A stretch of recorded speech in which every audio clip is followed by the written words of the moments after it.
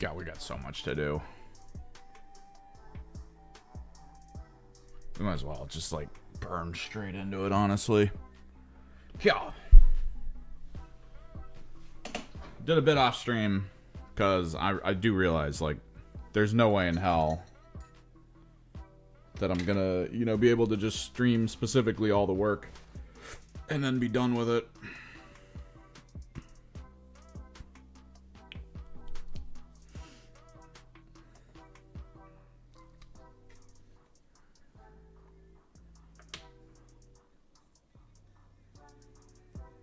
Let me get some paint on the wet palette.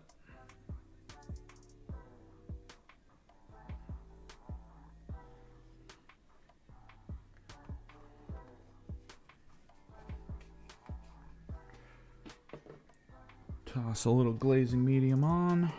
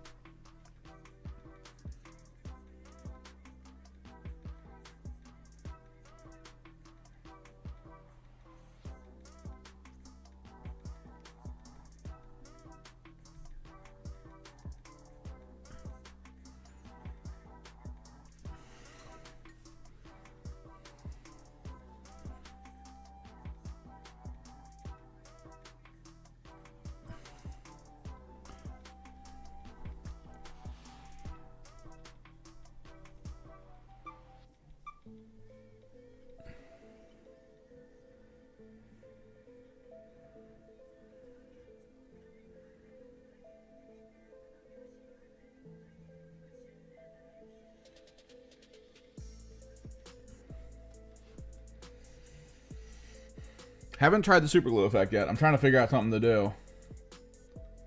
What's up, Dan McGinn? We're never exactly having fun. But I do think the payoff is always super fun to see at the very least. But we are at the crucible of the effects here. The non-metallic gold. This is where shit gets crazy. I was debating doing the super glue effect on the weapons for like magma, but I don't know.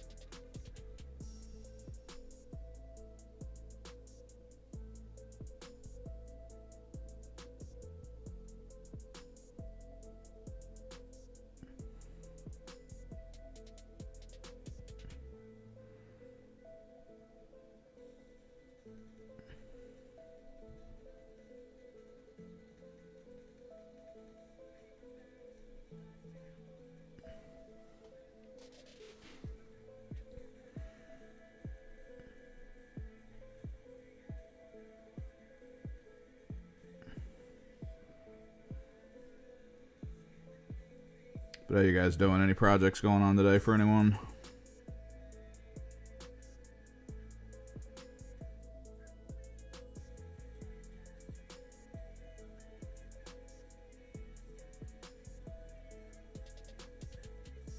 Or am I the only one in suffering mode?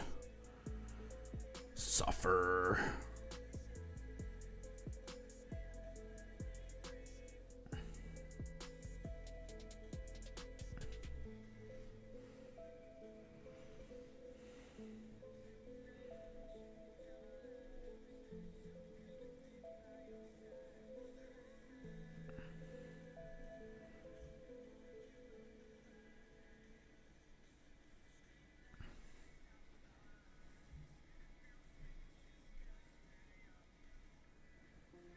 Tomb Kings. Oh yeah. The trim suffering is always great.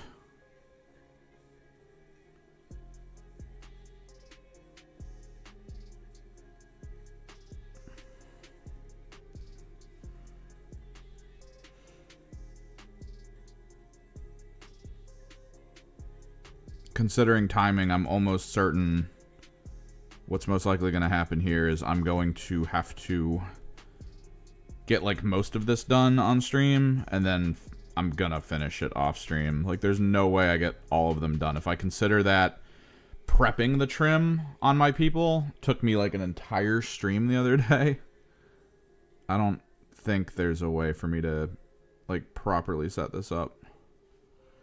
Especially because it's like, even though I'm painting technically less, I still have to make calls on where the light's coming in, how the angles are going to hit.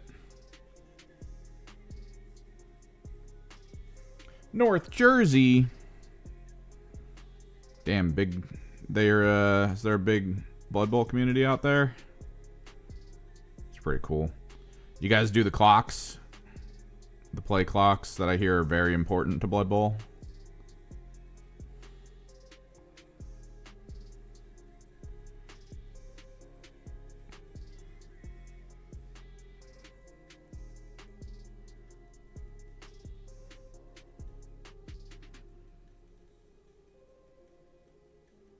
Unfamiliar with the Highlander place.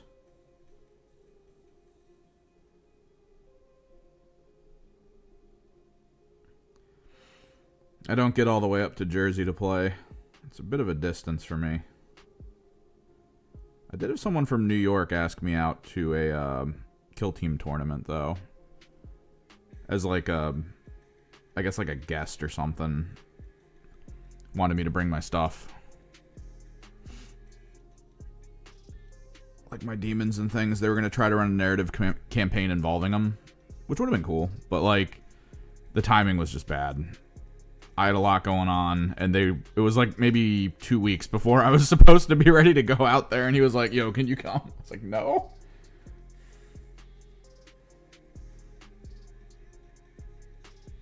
Oh damn, you guys do no clocks for Blood Bowl. I always felt like clocks were more for the flavor than anything else. I mean, you're playing a football game.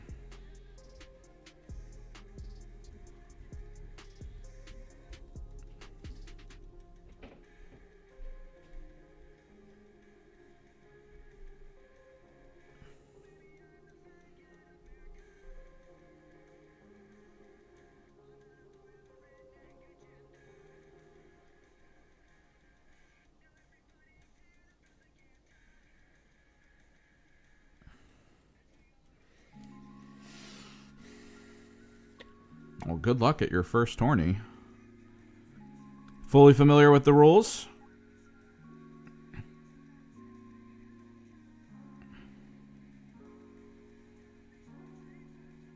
Don't feel like you're going to stress out too much mid-play? Decision making on point? That is the big thing about all tournaments. Your ability to make decisions in a timely fashion. That is something I continue to have problems with at tournaments. Sometimes with myself when I feel like I'm trapped in a corner with no tempo. But a lot of the times it's my opponents usually. Because a lot of the people, despite there being a ton of big name players in the local area, I keep getting new to the scene players, which is always cool.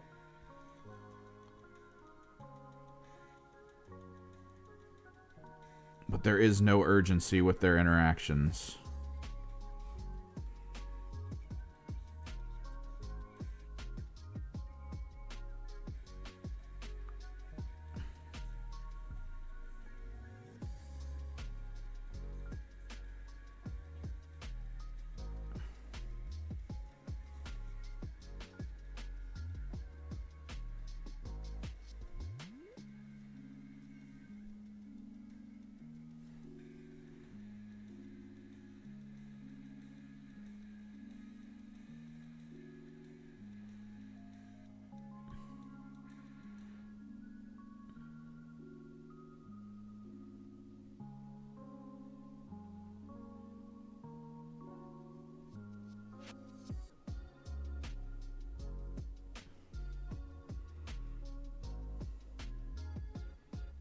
Dude, the moment the yellow hits these models, it just makes everything make sense, and I kind of love it.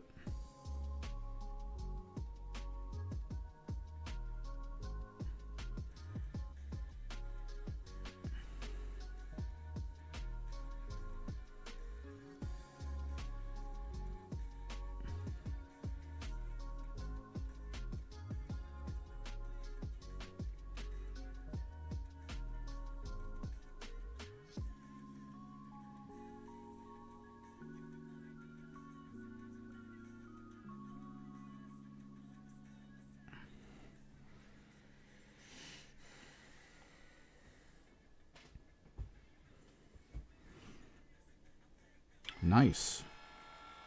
This guy out here theming his Blood Bowl team. I like it.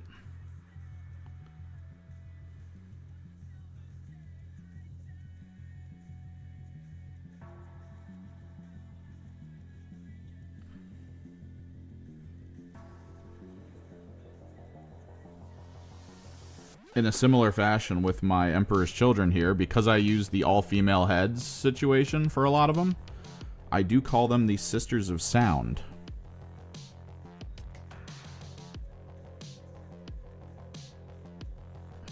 The antithesis of the Sisters of Silence.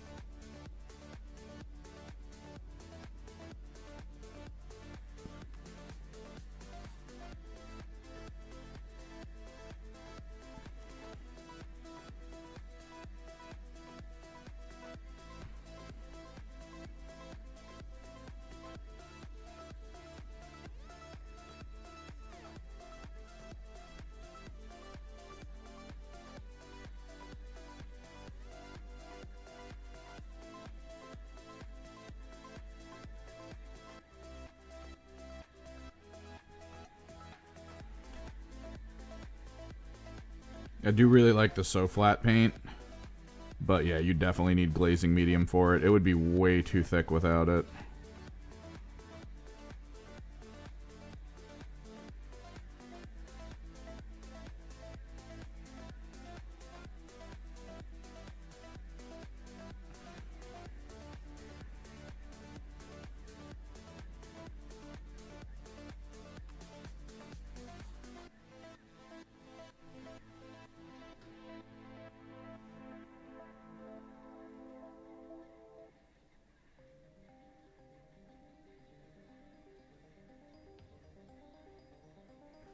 Wait, what are you talking about?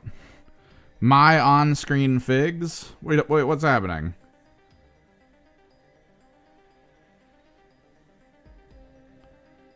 Oh! Oh, you mean my little character. Hell yeah. He's GSC.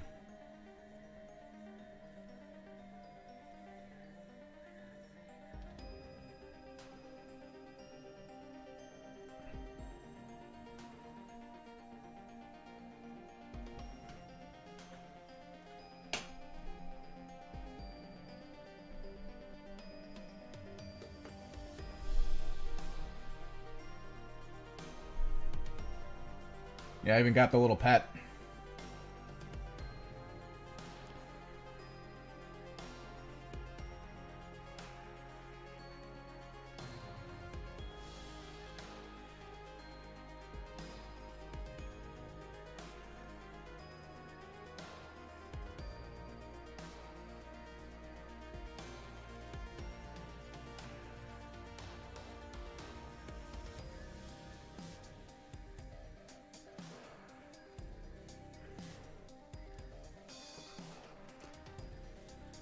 Yeah, I was either going to do this character or Fabius Bile, but, like, when I was looking into him, I was, like, very much leaning towards Fabius Bile, but then I had that thought of, like, well, that's a major character, right? Like, it's a named character. It feels a little weird to just be like, and I'm Fabius Bile now. Fabulous Bill. So then when I saw this little guy, who basically had the same concept that I liked about Fabius Bile with all the things on his back and the tubes, I was like, hell yeah, nameless.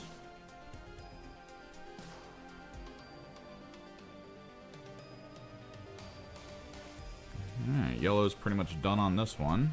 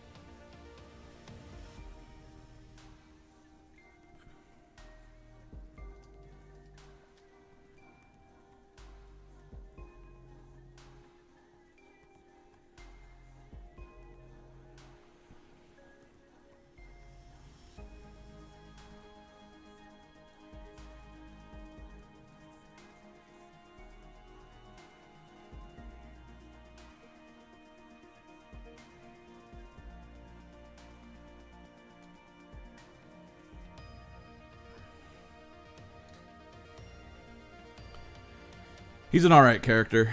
I play, well, I have a list for Biosanctic for the GSC, and he's one of the major characters for it.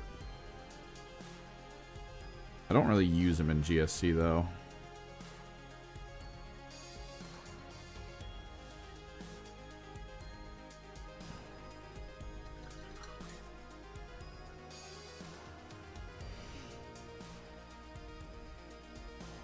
Yeah, you probably wouldn't see this character too often. The GSC are kind of like the bastard stepchildren of Warhammer 40k and Games Workshop. Like, they're cool and they're strong, but you don't really hear much about them. They don't really get too much cool stuff. I think they got like one new character this time around, and it was like a brain boy. You'll hear about him more in Necromunda than anything else.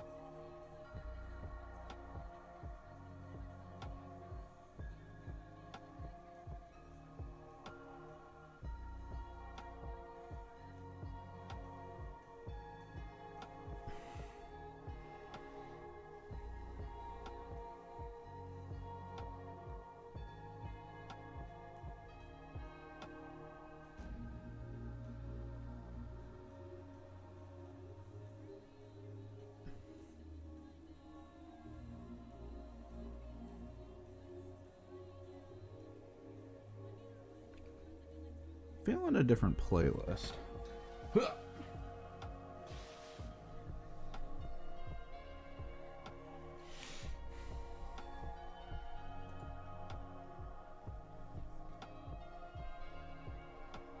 Specifically for the Twitch peeps. Let's go this one.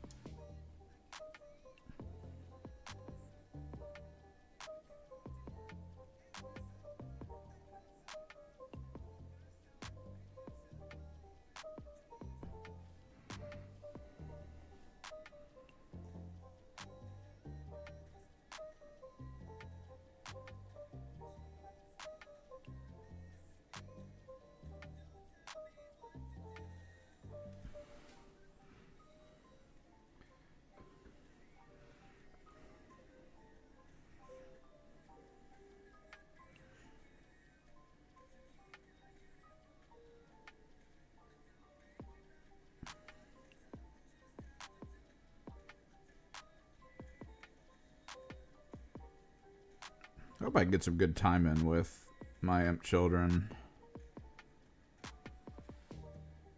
Specifically with like the new stuff I got.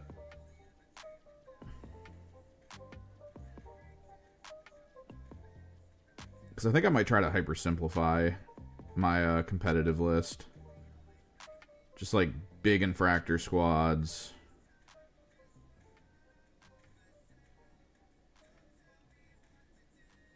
Just a couple squads for mechanics, maybe a rhino. What's up, Francois?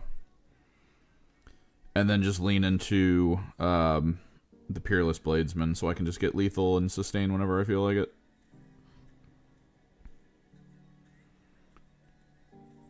Use the KISS theory. Keep it simple, stupid.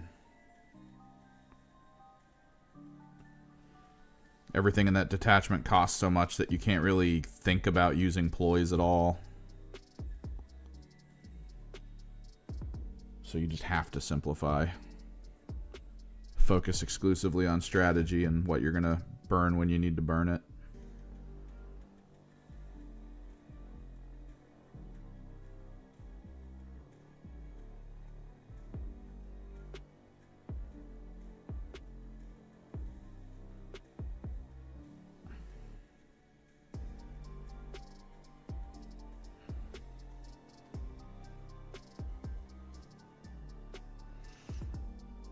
How goes the giant paint on the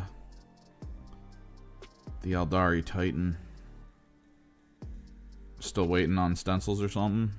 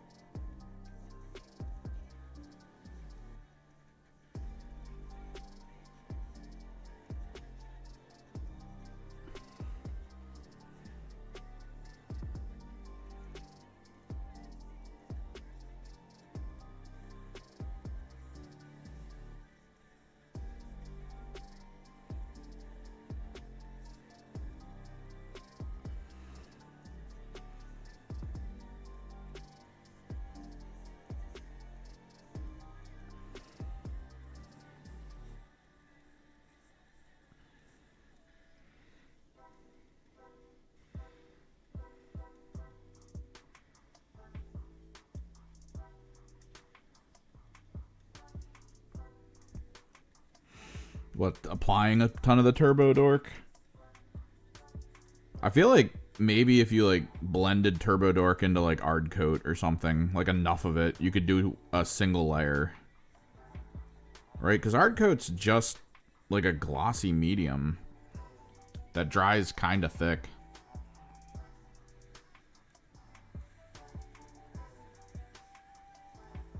Thick with 2 C's.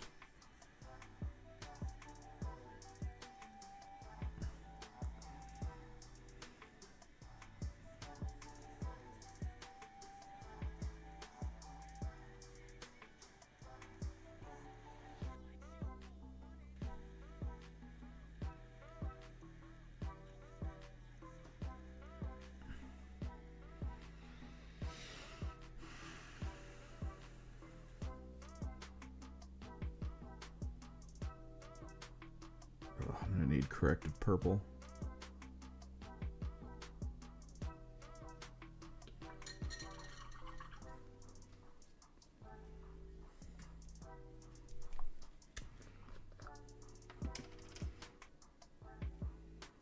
The problem with learning fun new techniques like that super glue technique, the super glue masking technique, is there's so many models I've already painted where I'm like, man, I would have tried it on that guy.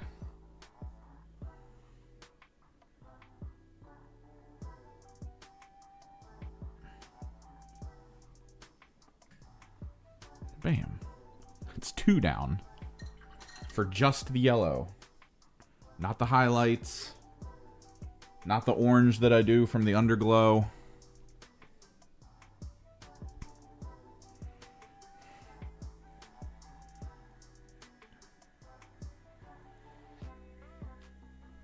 Yeah, I'm highly doubting we're going to be anywhere close to done by the end of this stream.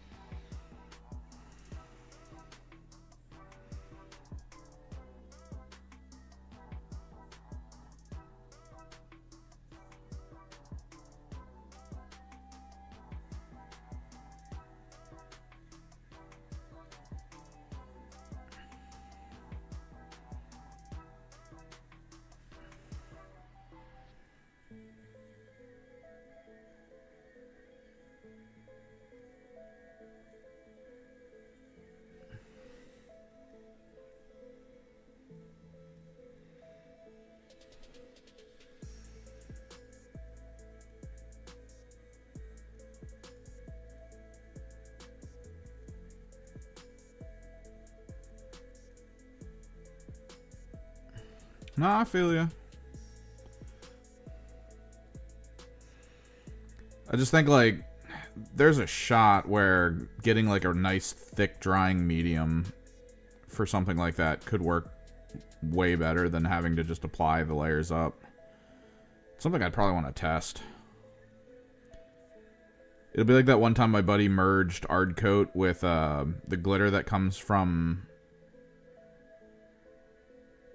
like those weirdly, what's the term?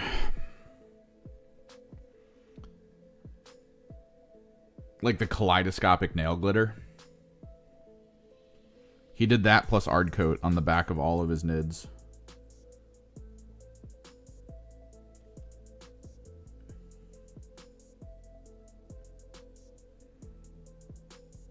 You had to apply it with like a spatula. That stuff was thick as hell.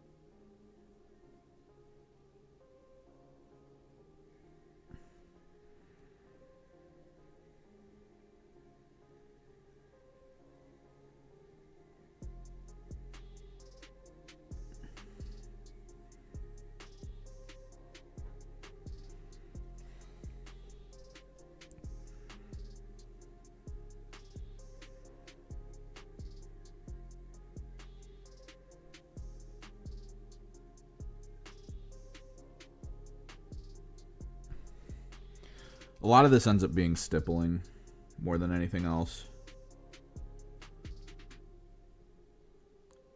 Like, I'm technically not looking for them to be, like, smooth gradients and stuff, as far as I'm hoping that they kind of feel like a painting. That's always sort of been the goal with my Emp children. The idea of the characters feeling like brush strokes. And Slaanesh is sort of that, like, patron god of the arts.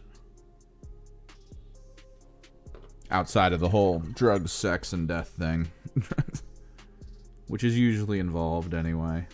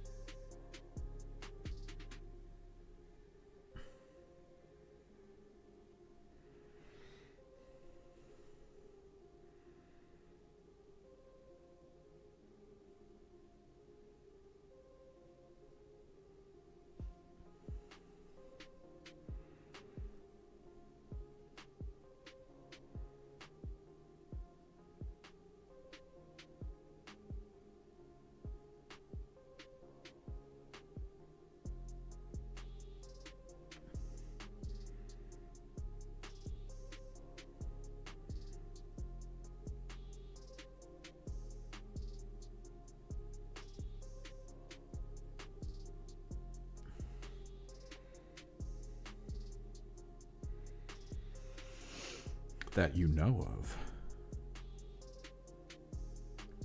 I did already reference Kiss once, so maybe there's blood involved. Like their comic books.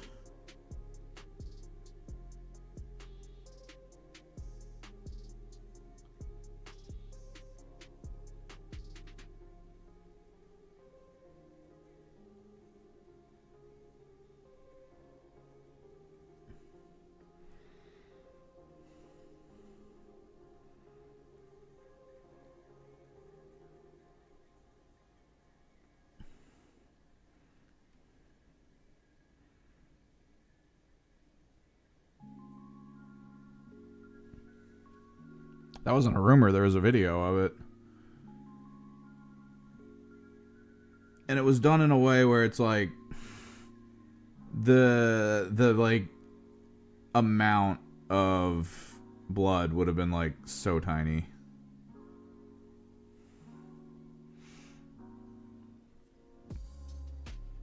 Like you wouldn't have noticed. The video was of them like going to the printing press for it. And the ink that was used to print the actual comic books, they like walked out and cut their hands and then like squeezed like a drop of blood each into the ink. And that was it.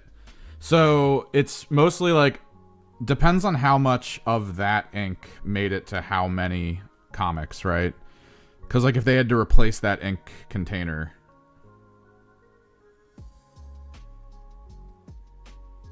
then are there just books that don't have it? I imagine the first printing would be the important ones to get if you're aiming to have the ones with the blood in the ink. In terms of like collection.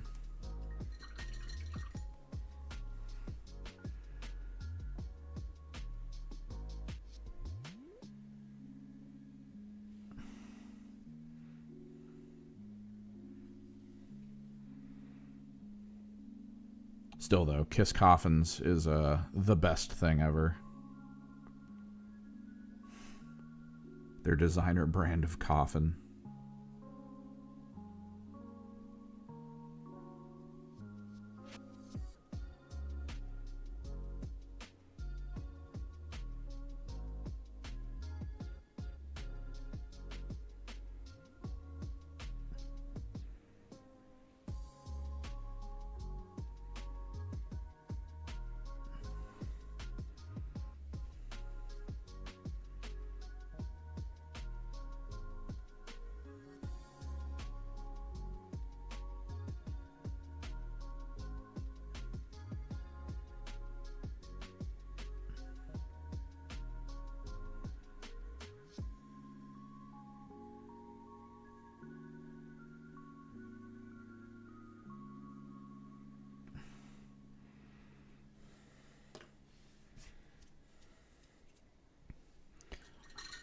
Only your real homies let you collect vials of blood from them.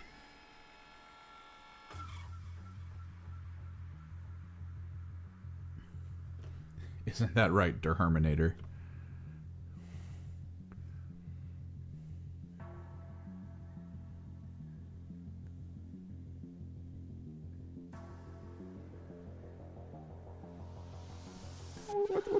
What's a little blood between friends?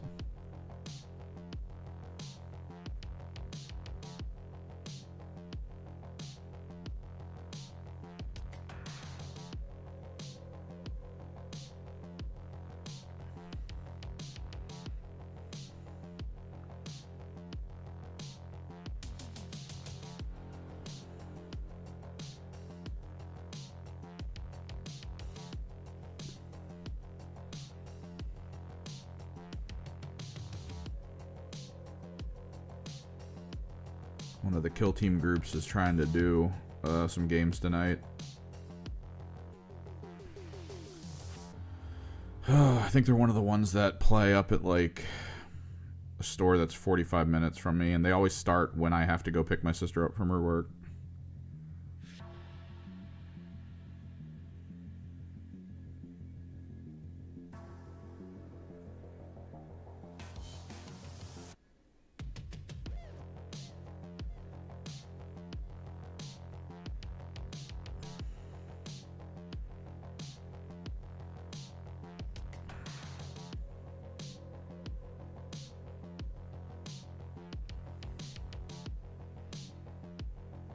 Because one of them said he wants to practice for a big tournament. And I wouldn't mind helping out, it's just timing. So bad.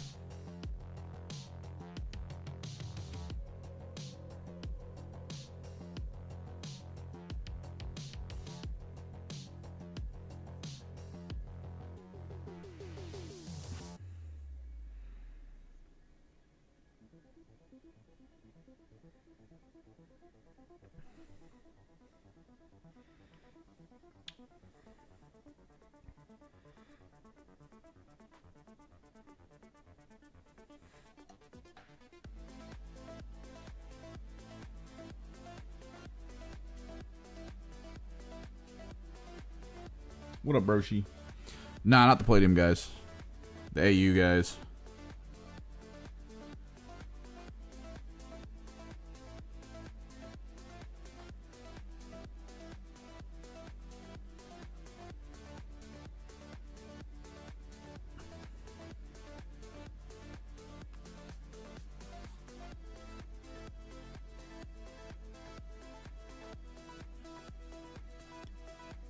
Apparently there's a group that tries to meet up, I think like once a week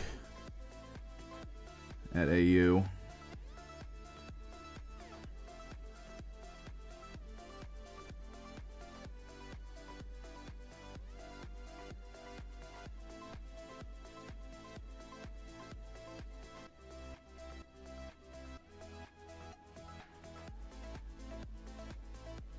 Kind of hate it, man. Both the stores where people play at are like 30 minutes away from me, and everyone works regular hour jobs.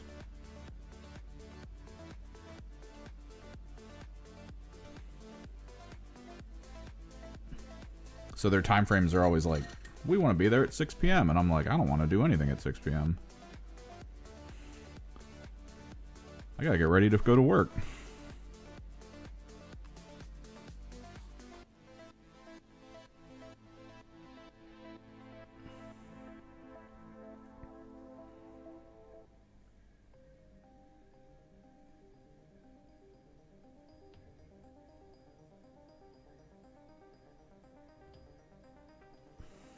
Especially if I've got to drive like 35 to 40 minutes to and from at that time. F that noise. I did their hands with the yellow and orange. That way it looks like their swords are heating up their hands a little bit. The warmth of the blade. My blade.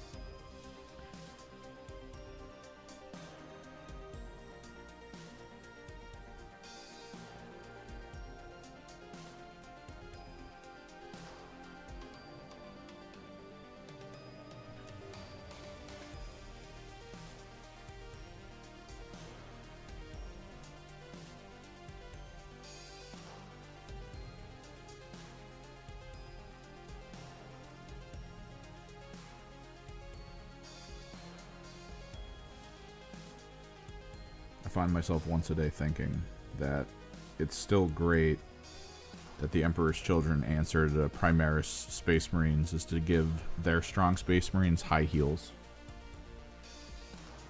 It's pretty good.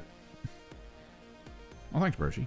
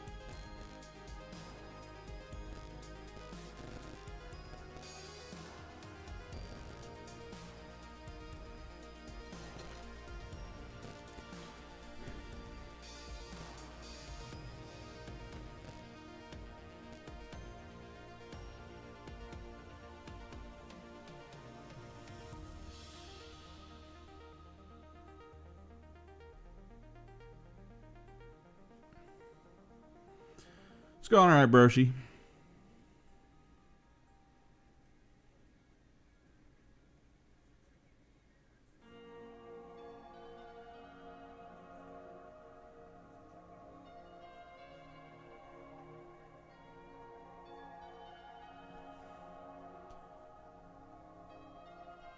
We're just trying to finish these paint jobs. I keep forgetting to double check BCP. Because again, the last time I was using it, it like didn't at all work. So I gotta figure out what's going on with that. I need to see if there's tournaments coming up.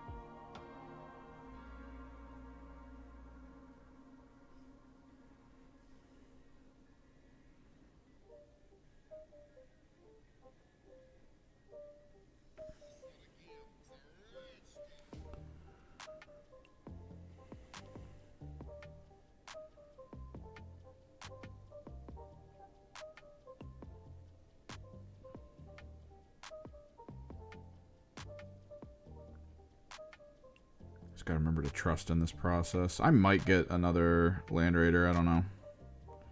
That's probably the biggest running debate in my head right now, is whether I want that second Emperor's Children Land Raider.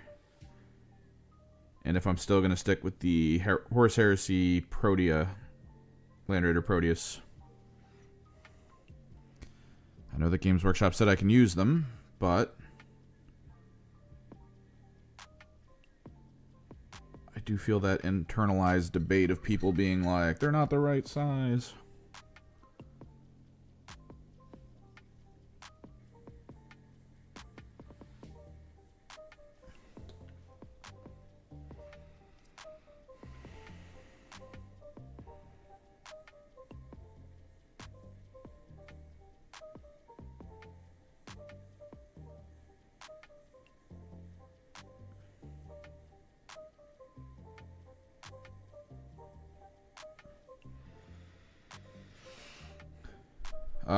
Thinking of the amount of work it would take to put into it if the next edition drops and they're a little bit more explicit about not using Horus Heresy tanks in 40k, at which point I lose the one Land Raider I already have in tournament play, and then I would have a second Land Raider that I couldn't even use. And it's for a detachment that isn't even considerably that strong.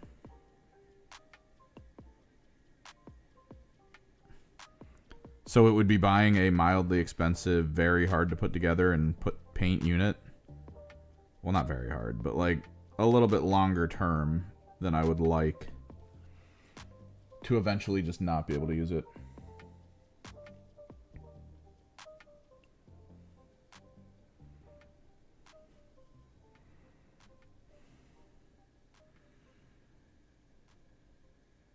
So the main reason you're supposed to be able to use the Protea Land Raider, like the main people who said it was fine, were the Warhammer community people, which, I mean, they're not directly connected to the FLG, and FLGs can kind of pick whatever they want.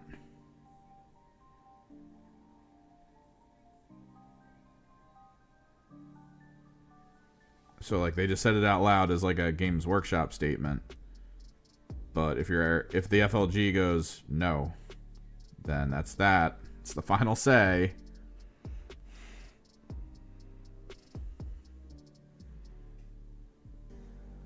So far, all the ones local to me have been like cool with it.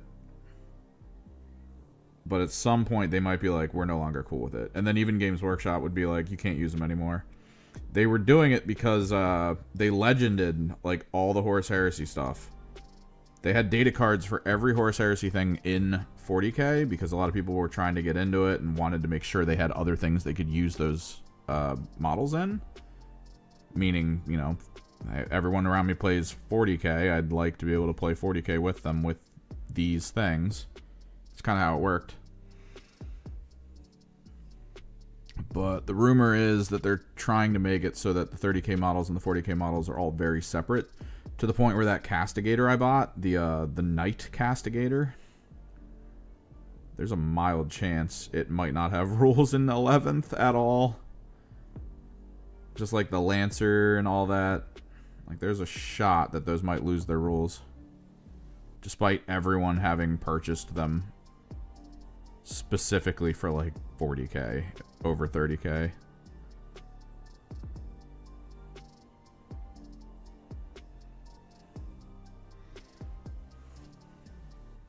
Which would be brutal.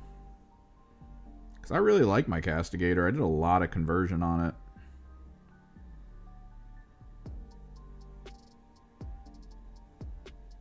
And I have zero intention of playing 30k.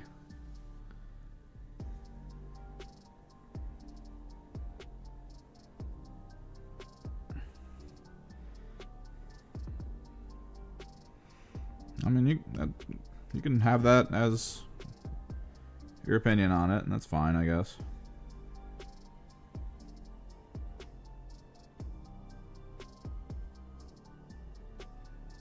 Is what it is. Change never backs everyone.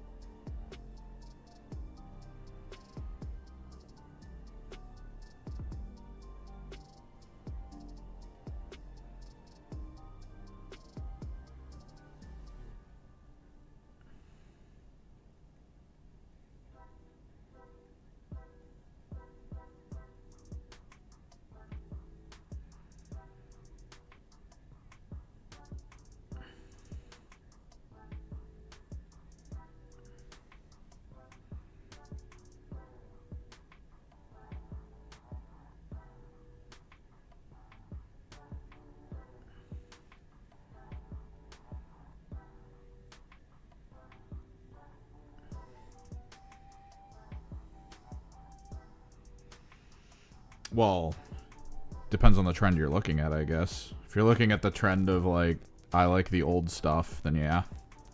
If you're looking at the trend of more sales, more people buying it, more player retention, more active players within the tournament base, then they are trending up. It's just, like with video games, like, being able to appeal to everyone, or a wider audience, also shrinks the niche audience a little bit. Every single time. But tournament goers have noticed healthier numbers of people showing up, more interesting interactions, just better pools of people to get fun games in with. And it just happens everywhere. Like, I loved Battlefield Bad Company 2. I really do not like the new Battlefield. It's designed as a Call of Duty, basically, which arguably should pull in a very good audience. I'm just not part of that audience.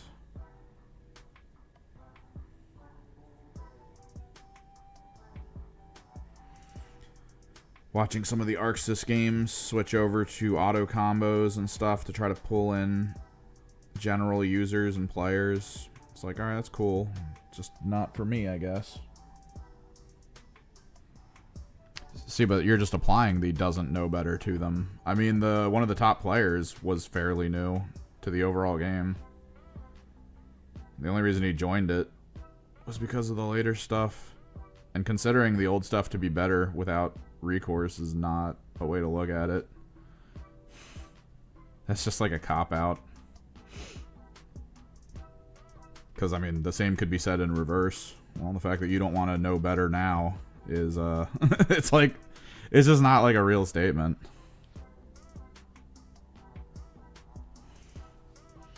But at the same time, it is just how you feel the game is. Like, if you don't like it, you don't like it.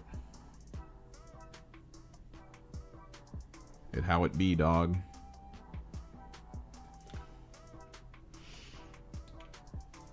Ugh. Only 4 models done.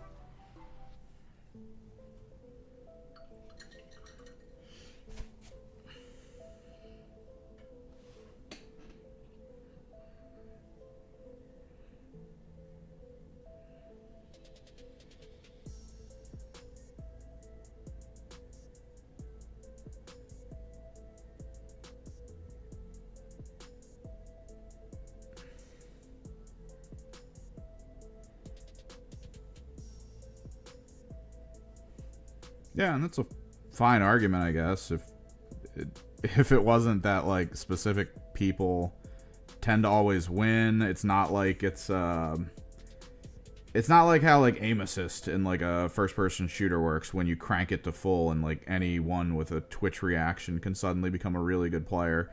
There's still the same names always topping charts and going to tournaments and dominating.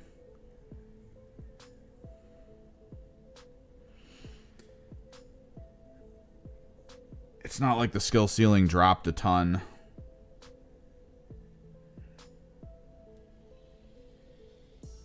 Considering the skill ceiling was basically how many pie plates did you bring today? A lot? Cool.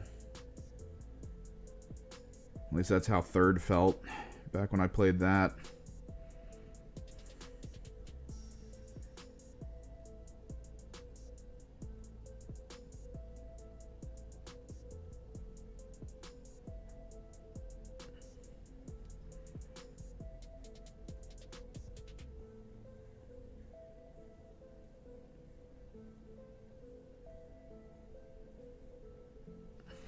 There's a layer to it where the stuff being removed was stuff that wasn't used anyway. It's like vestigial rules. You can have 1,000 frickin' command point ploys. If everyone's only using 3, then why does it matter? Abundance for abundance sake isn't always the answer.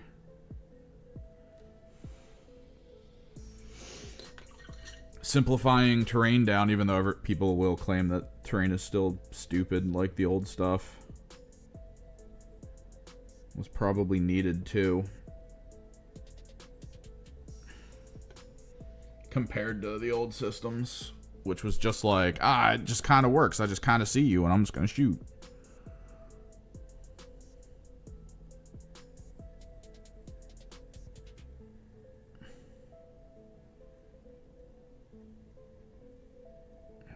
We even kind of get the direct line in, since Horus Heresy is usually as close to like the old editions as you can get in the newer system, and it's still not big enough to pull tons of people to a tournament.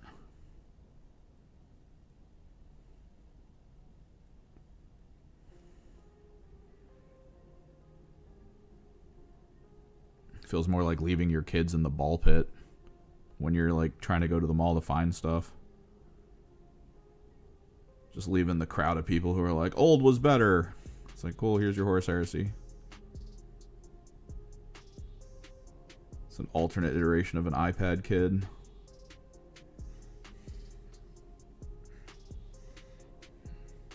Yeah, so making the game rules needlessly intricate for the sake of just being intricate. Like, what's better, the new toughness versus strength system or the old one where you had to compare on a grid and that there were points on the grid that made it so that damage couldn't even occur? Which one was better?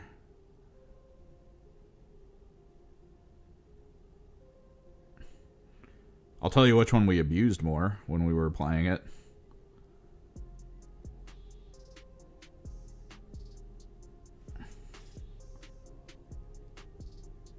What about the weapon skill v weapon skill system, or where everyone had one wound, so a single wound could kill a Space Marine as well as an Eldari? Which was the better system?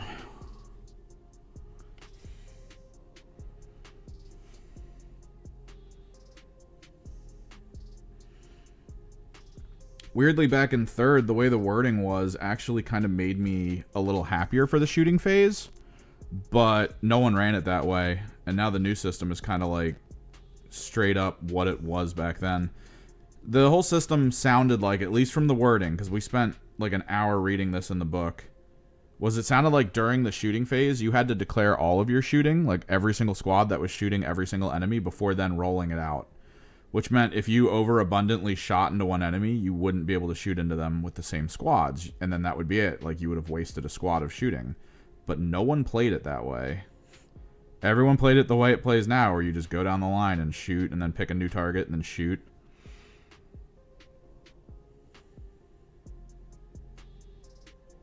But playing to the system that way, in my opinion, just felt a little worse, but at the same time, it's what everyone did.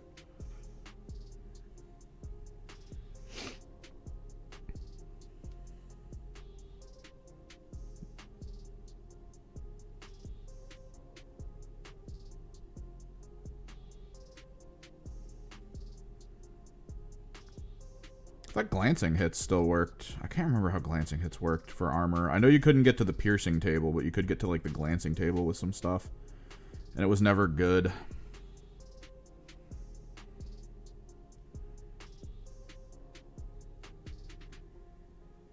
But in a universe where bolters can't kill land raiders, everyone's carrying a plasma cannon, which is how it was. I mean, I remember every Space Marine I ever fought had like full plasma cannon units just chilling, waiting for the armor.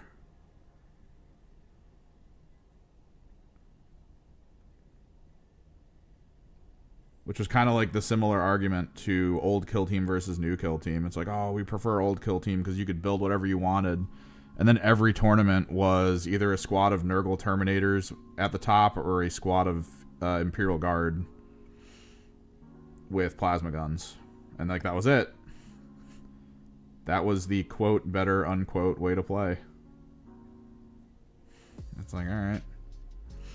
Whereas now, since bolters can actually chip damage land raiders down, you have the ability to actually lean into some interesting concepts.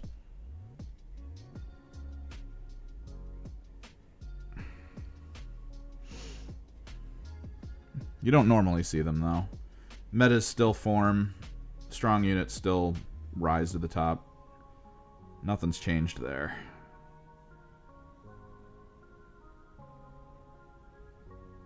Get my man in the gold mask painted.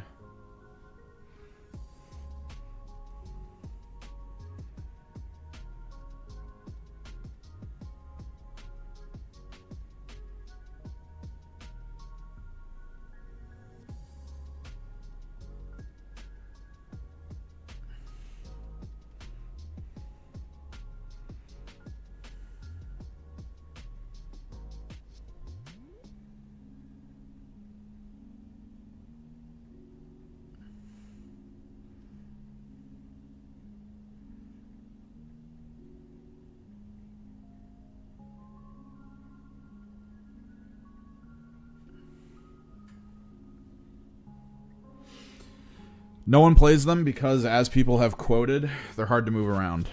They play them in UK. You'll see Land Raiders pop up in UK because UK terrain actually runs sizing in a better way where Land Raiders can have more presence. It's more of a decision of like layout of map for the US type terrain flows.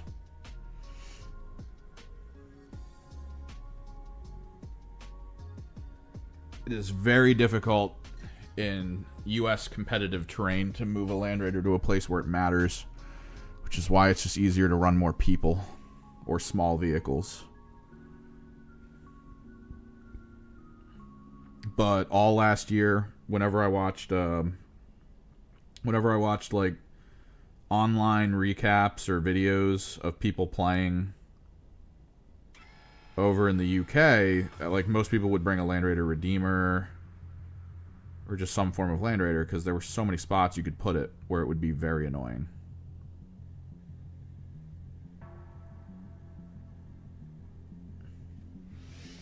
Which kind of works out. If the maps change up a bit more going into future, we might see more Land Raiders in use.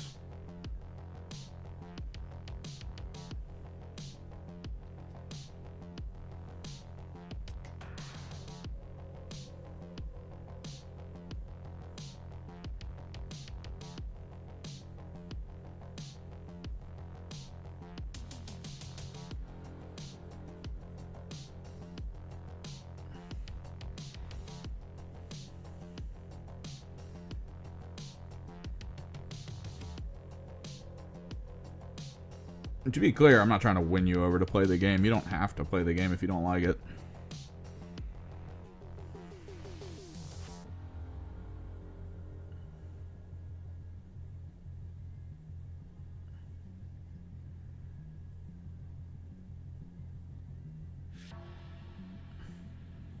I just don't know. I get tired by like the arguments that, and this isn't everything, not just Games Workshop. I get tired by like the like my opinion on everything is fact on everything kind of argument. Like the approach at least, or at least the way the arguments feel. Like I feel like people don't argue to terminology anymore.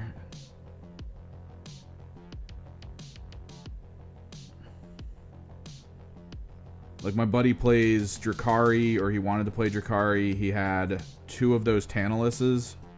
Both the Tantalises went into Legends this time around, and it's kind of killed his desire to push to build his Drakari.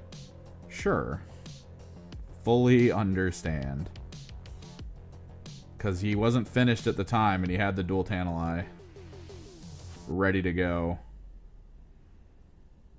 And I was like, oh, this is going to be awesome. I was going to try to get him to go to a tournament with that nonsense. Fully intent on losing. Just so people could be like, you have 2 Tantalai? And he could be like, yeah, bro. And then, like, open fire on him for a round and show them some scary stuff. Right up until he no longer is scary after they die in a turn. And then he's like, yep, that was me. That was my game plan.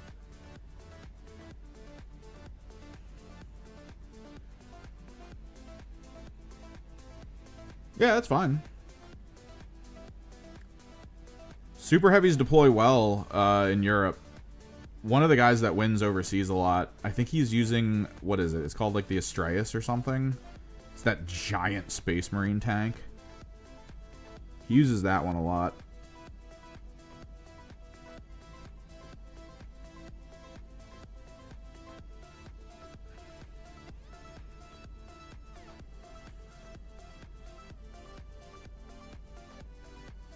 But man, I remember when Land Raiders were introduced as like an easy to purchase tank back then, in like 3rd edition or whenever they popped out.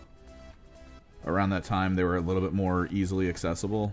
And I remember I watched the shift of people being like, let me bring some fun stuff to like shoot at your people, to all of a sudden being like, I have to make a list that can kill 2 Land Raiders, or else I'm not going to win. And then that just became the whole game.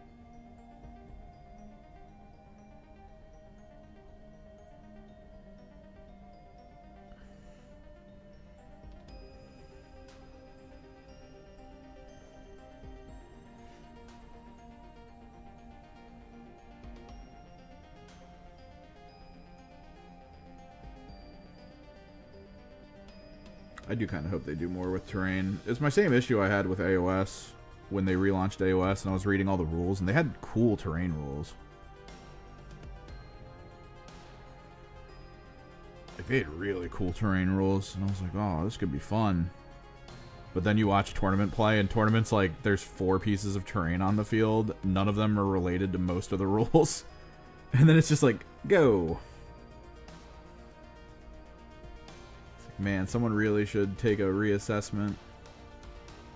It's probably one of the biggest reasons why I like Kill Team. Because in a world where 40k does like, alright, well, here's the asymmetric battle you're going to do. Where all the terrain has the same rules, and it's like, kind of simple. There's not a lot to think about. Kill Team was like, yo dog, we are never going to be asymmetric. There's going to be rules for specific things that maybe only one side of the table gets during the course of the battle, and I'm just like, oh hell yeah.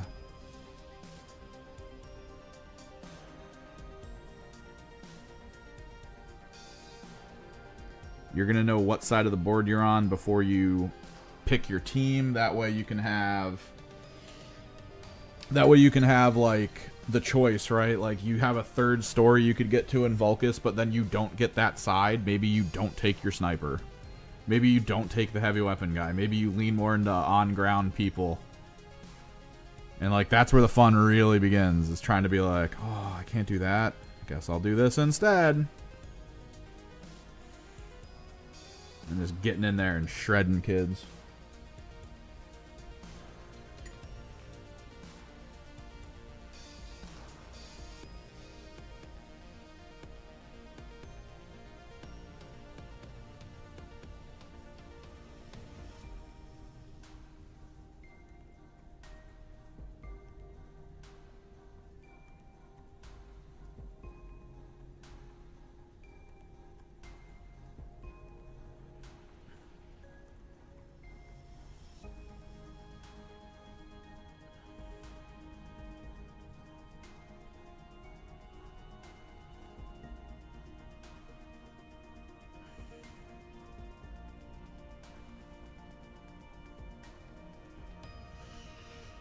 Is that just the you can shoot what you see rules?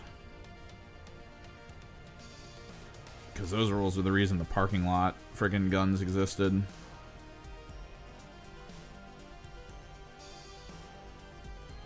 We got a guy like that at our store who's just like, oh, I don't want to deal with not being able to see stuff. And like, I wish he would be in store when like the weirdos come in. Who are like, I hate the tournament rules. Let's do it so that there's all this terrain everywhere, but if I can physically see your model, I can shoot your squad. And his opponent's like, yeah, I'm in for it, man. And he's like, cool. And then he picks up his like Bane Blade and puts it on the table. And you're just like, oh, dude. Meanwhile, opponent playing Corn Berserkers. And then he's just sitting there at the other side of the room like, man, why do people think this game is hard? I killed his whole team in 2 turns with all of my Bane Blade and my allied double Gatling Cannon Knight. It's like, yep. And that's why the rules are the way they are right now.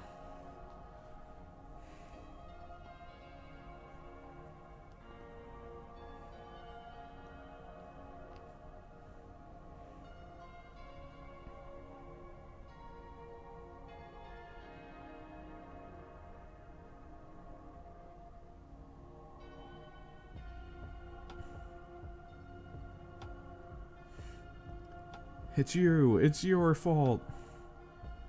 That's why the mats exist.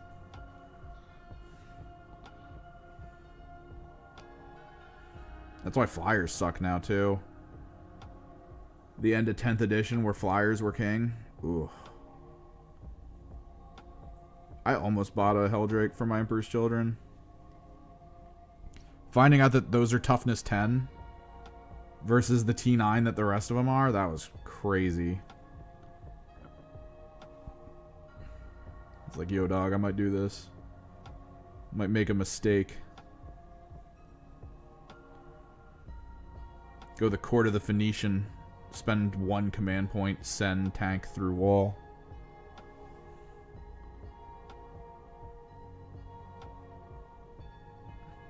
You can send demons through wall in Court of the Phoenician, and Helldrakes are demons.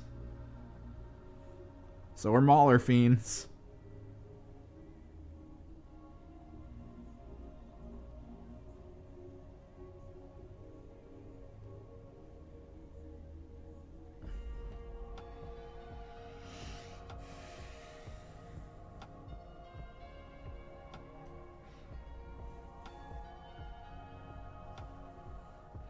Well, you still have Plunging Fire in this one for modifiers.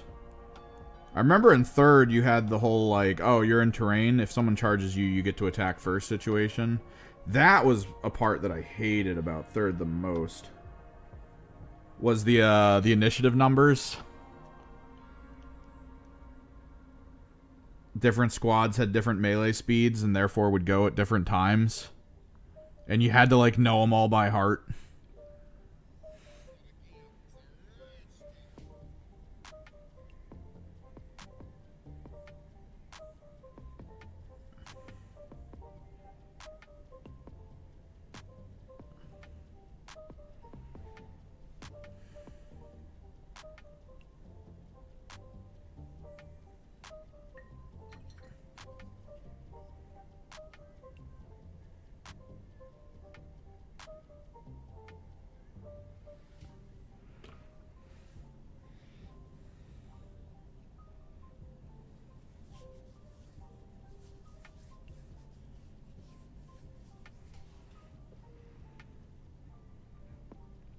I mean, math's never been the problem. It's always been statistics.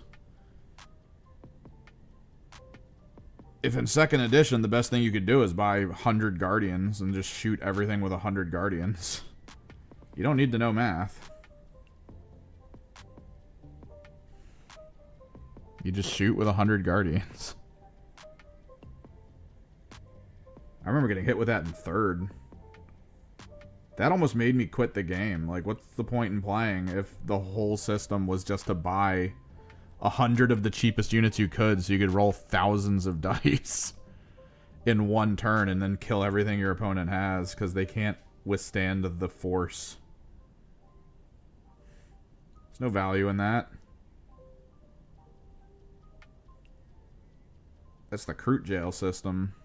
Get first turn, roll 1,000 dice.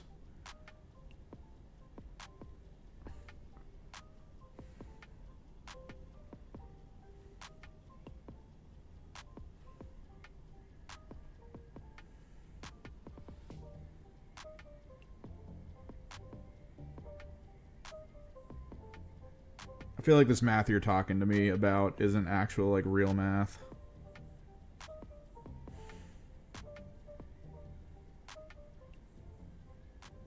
Like, I just remember having to memorize grid charts.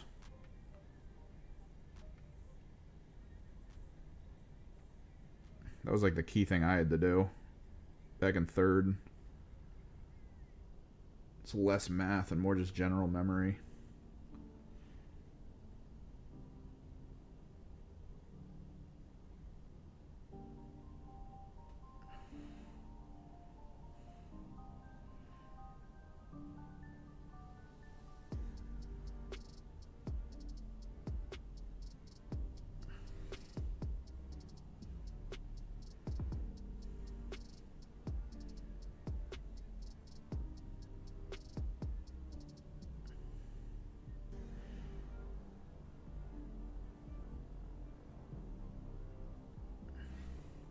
Because now it's mostly just me yelling, it's a dice game, and then running into something I shouldn't be able to kill with something that needs to go that way.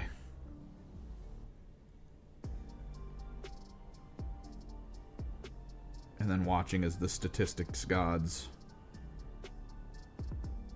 punish me for my sins. Damn you, RNGesus.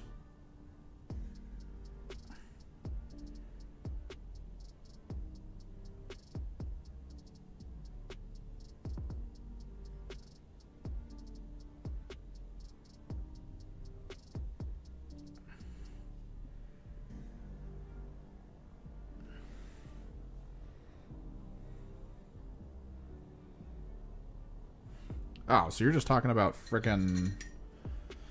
That's not even math, dude. That's just needing to memorize what everything is. That's it. That's still just memory. Let me go get a beverage.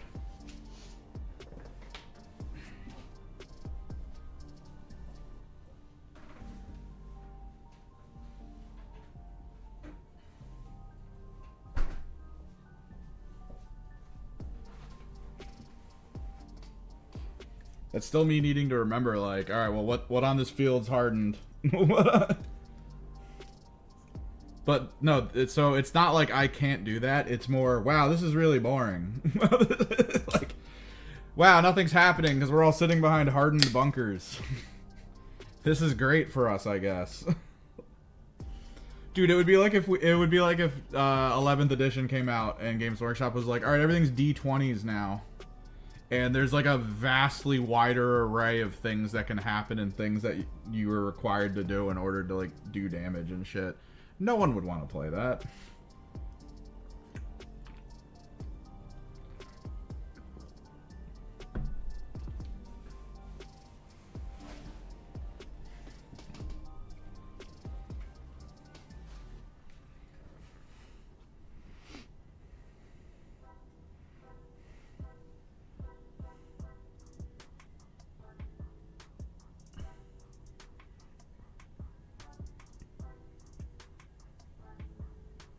It's just extra steps.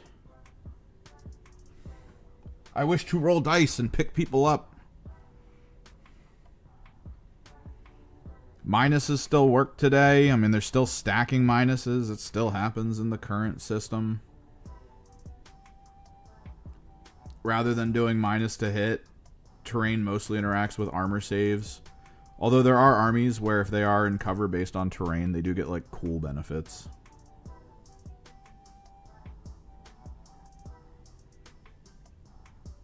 They get awesome benefits.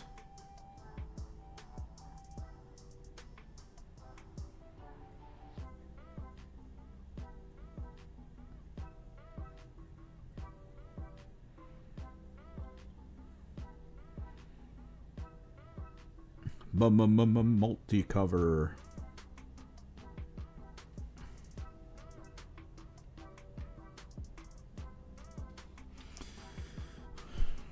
Yeah, I mean, you can. There's probably games out there that do that.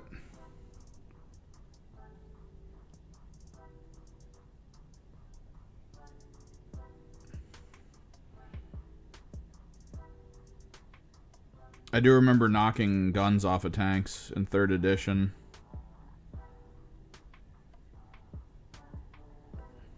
But then again, depending on what the tank was, I'd be doing that with heavy bolters.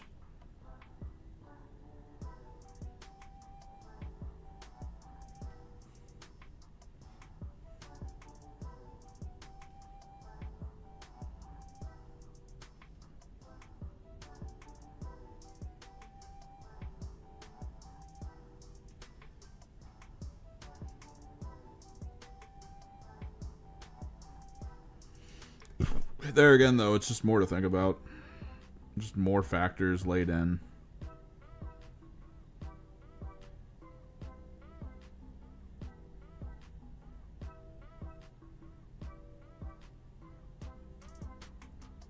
Because it was, you could lose your weapon profiles, you could lose stats. I remember it would like slow your movement down, stuff like that. Does Horus Heresy have that? Because I know a lot of the Horus Heresy stuff is basically just like, hey, this is 3rd edition again. And that was 3rd edition. So I wonder if Horus Heresy has that built in.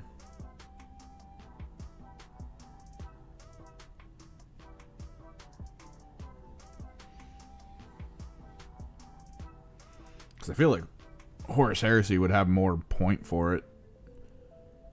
Since, like, vehicles you could take, you'd be like, oh, I'm putting grav weapons on these bad boys.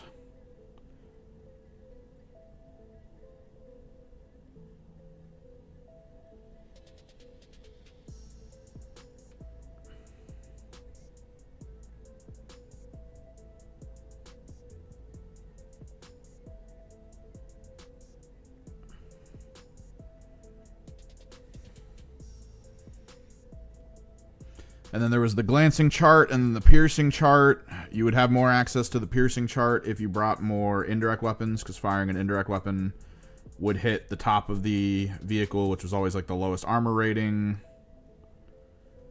Which is why the Land Raider came out and everyone had to buy 2 or 3 of them, because if the lowest armor rating is the same as the highest, then chance to get to the piercing chart was always worse.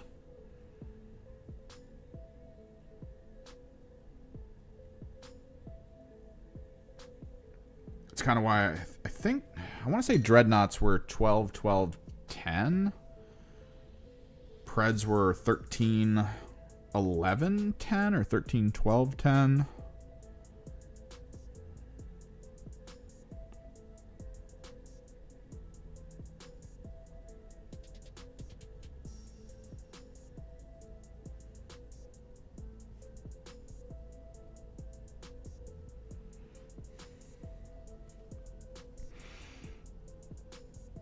I just remember ripping, like, every time I would peek out against this one Imperial Guard player I played against, I would always blow off his like big guns on his tanks. I wouldn't kill his tanks, like I never got the full roll for it, but it would always be like, pick a gun to blow off, and I'd be like, the one with ordnance, gone. And he'd be so annoyed. Have a tank behind an ocean of people, just stuck there, unable to do anything.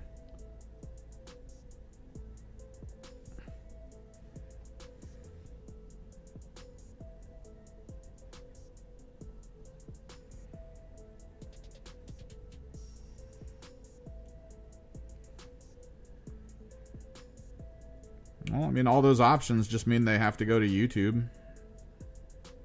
And then when they go to YouTube and someone goes, this is the meta, and they go, cool, and then they just do it, and then it doesn't matter what the options are. You're playing all the same goddamn people.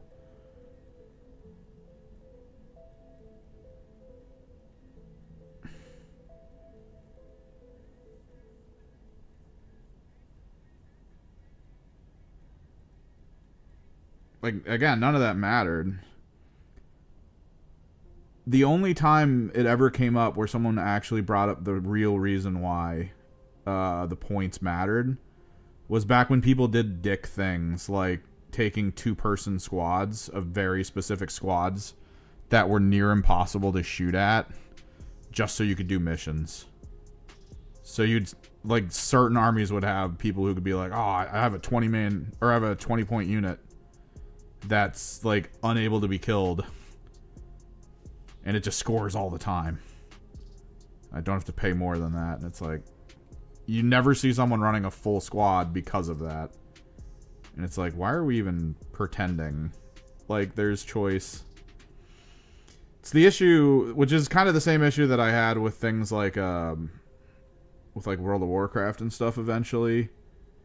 Where rather than making cool builds that worked with your overall, like, character build, and having it be relatively viable for like dungeon runs and PvP and stuff, it just became about, you have to run this one build, you have to run this one set of armor, because there is nothing better.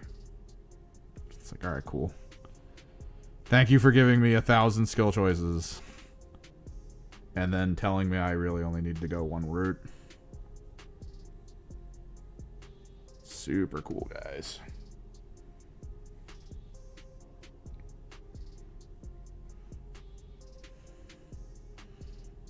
Yeah, but cost is an illusion. I'm not taking my defilers unless I can give them indirect. This is how it works. You might as well have just factored that points cost into my defiler.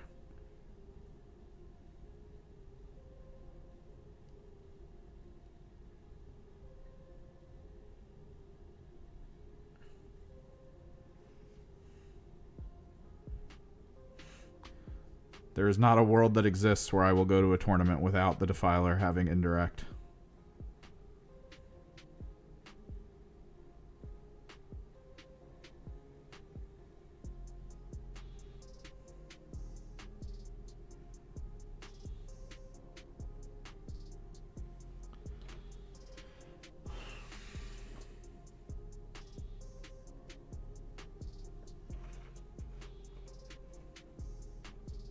That's fine.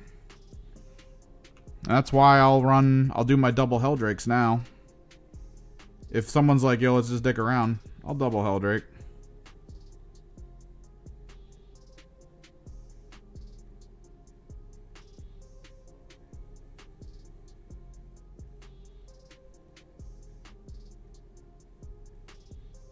I'll attach some autocannons to them.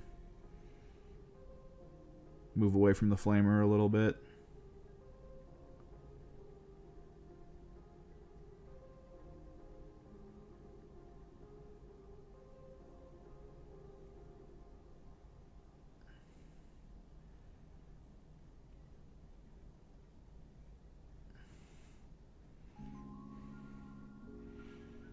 I'll go Bolter style rubrics, being led by the stealth leader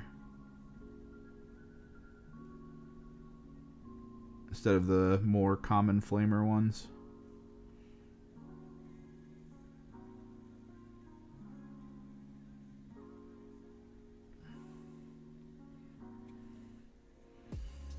It's fine.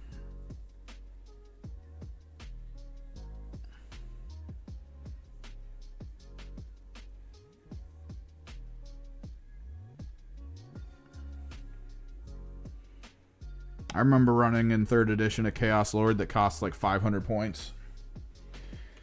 He had what was it? It was dual Lightning Claws, Master Crafted with the Demonic upgrade. That way he could reroll 2 of his hits, and the Lightning Claws gave him full wound rerolls. He also had the +2 to his attacks, +1 to his toughness, +1 to his wound count. He had a 2+ save, 5+ invulnerable. Big movement increase, because I remember they dropped the FAQ where they were like, oh, yeah, you only have this many points of war gear, but if you're a Chaos player, the demon gear is different than war gear. You could have as much demon gear as you want. And it was like, oh, cool.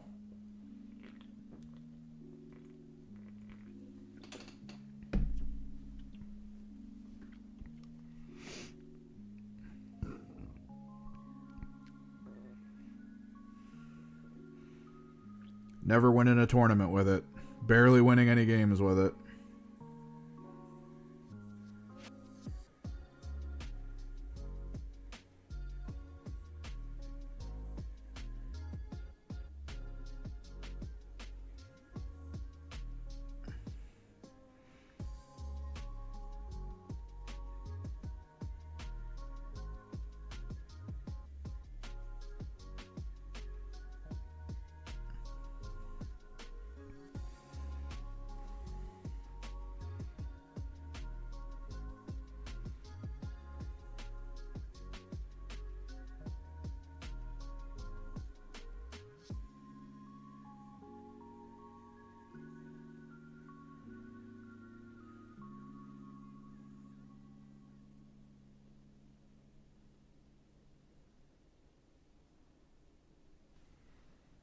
But at least he could solo a whole squad of orcs for like 3 turns.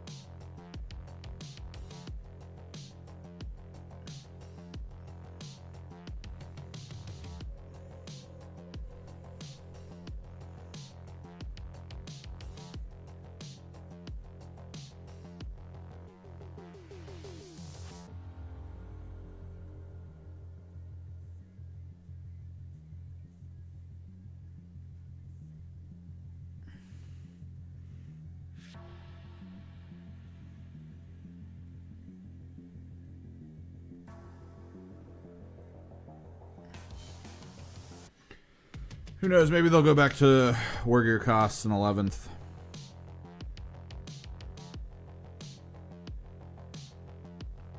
few times so far in 10th they've had to reassess how the cards are priced and why. Because you had things like the Tau fusion guns on the battle suits being way better than the flamers, so they had to give them a whole separate card.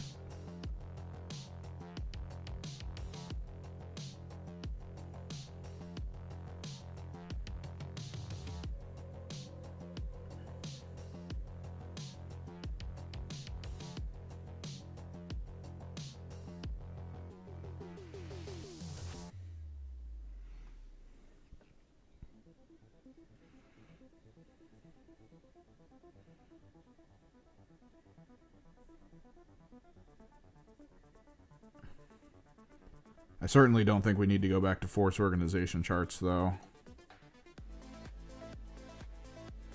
Ugh, dark times.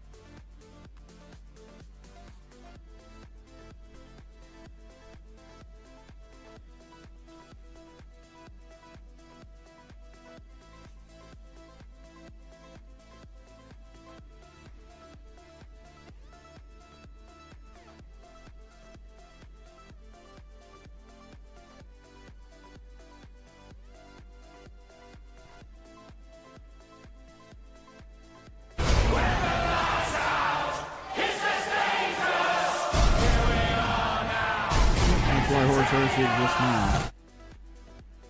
I think the last Horse Heresy match that occurred at our local store involved someone who took a melt-a-bomb because he had too many points. Like, he just had a little bit of points left, and he was like, ah, screw it, I'll just toss a melt-a-bomb on someone. And then apparently that melt-a-bomb was like the pivotal part to the game, and he almost forgot he had it.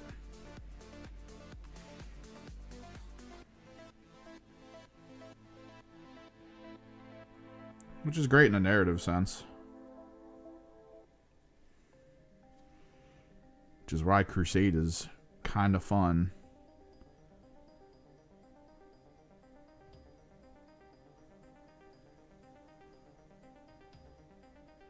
Get those Crusade requisitions, enhance your stuff.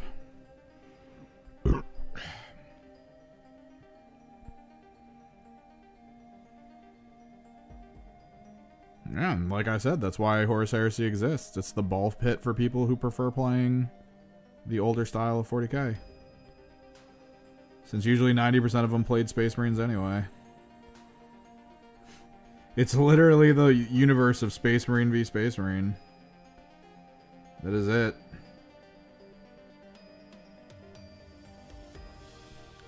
They dropped Solar Auxiliary, they dropped the AdMech. Which I love the look of those AdMech. But everyone just plays Space Marines.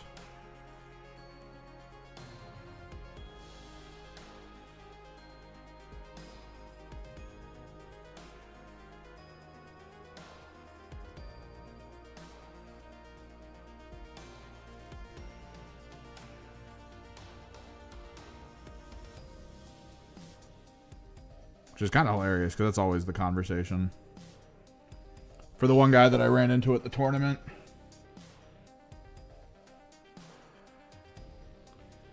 Who was just like, ah, you guys playing 40k? I stopped playing in 4th when it was good. And I was like, that's cool, you should try out Horus Heresy. Like, that's always the conversation.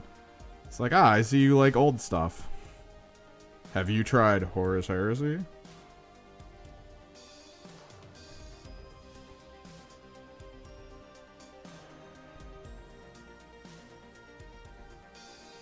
Shit sells itself.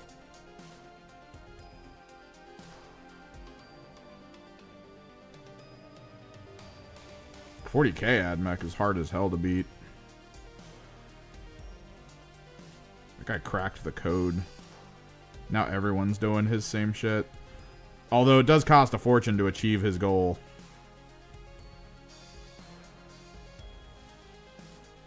The units he uses only get sold in, like, single packs for, like, $60 a piece, and he runs them in 3-man squads or something, or, like, 6-man squads.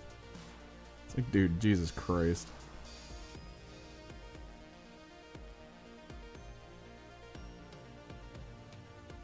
Psychos out here taking out mortgages to win GTs.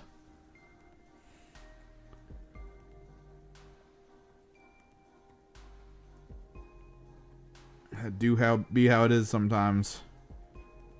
There's still that one guy from this local area who every time a new list drops as the meta list, the next thing you know, he's at a tournament the following week with a fully unpainted army of that list. Does he win the tournament? No. But by God, if he's not going to run the meta list.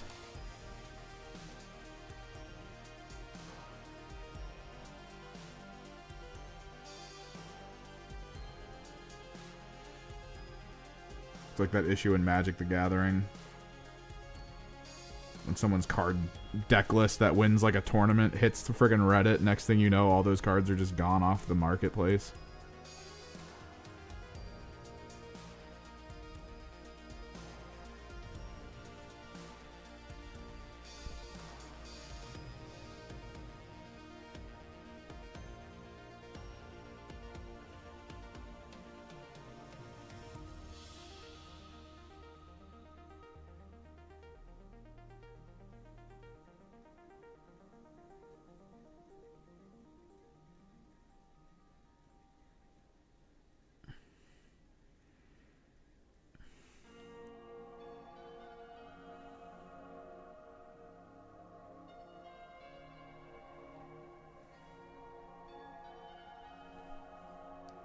I think that's why my next EC list is just going to be Peerless Bladesman. Like, I want to simplify things. Hyper-focus on the strategy. Rather than being like, oh, let me try to get these sustains in. Hopefully I roll 6s.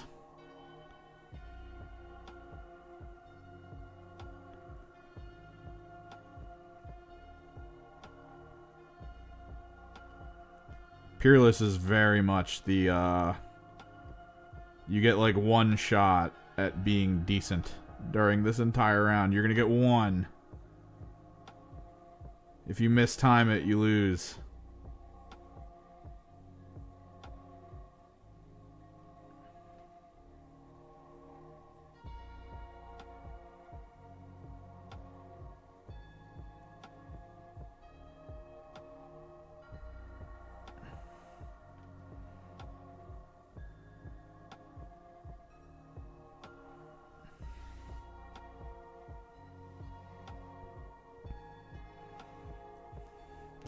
What I hate is what keeps happening to me is I write dumb lists that I'm like, man, maybe one day I'll run this. It seems strong, but probably not.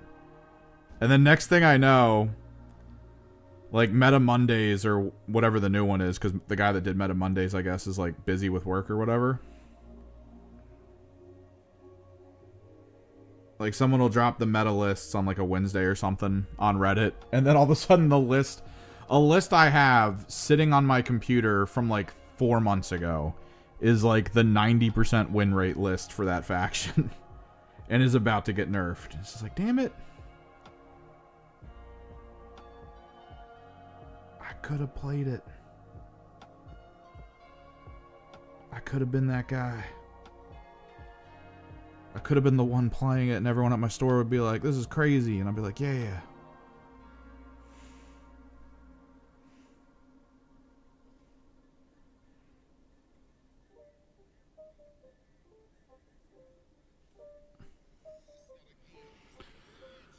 Oh, God. 1, 2, 3, 4, 5. And then 6 makes the first Flawless Blade squad yellowed. Not done, by the way, everyone. This is only the first of 3 systems to make the gold.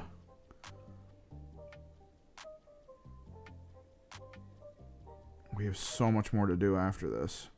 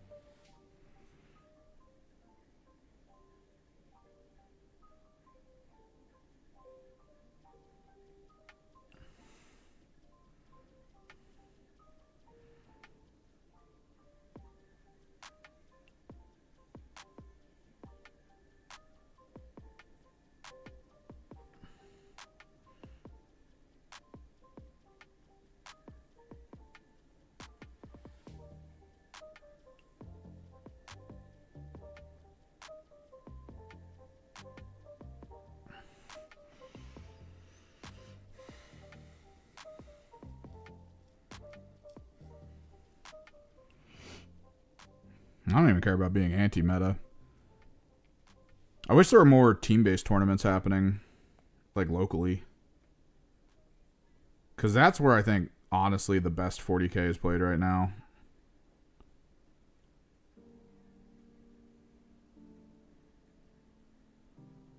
Needing to create a roster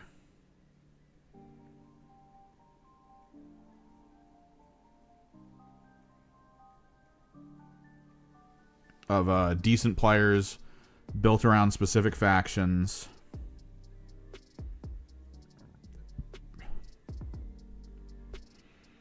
As a team coming to a conclusion on like, oh, well, maybe I'll go anti-infantry with mine. That way, if we have like a weird matchup and then one of the enemies is like pure infantry, like you send me into him, or we try to figure out how to send me into him.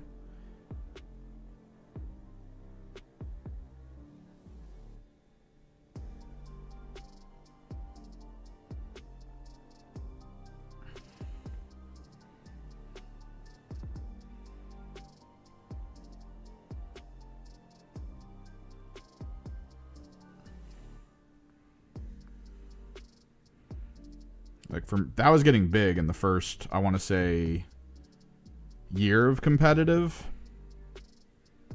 And I know like a lot of the big teams were talking about it being like, this is how you have to play 40K. This is awesome. And yeah.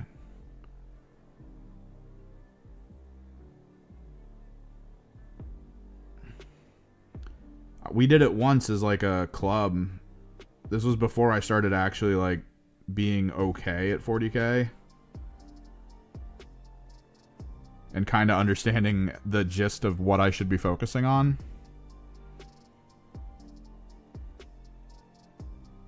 And how to list build and whatnot. This was way back when I was still like first getting into it.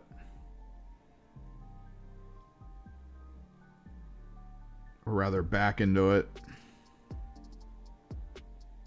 And I was really looking forward to like doing more now.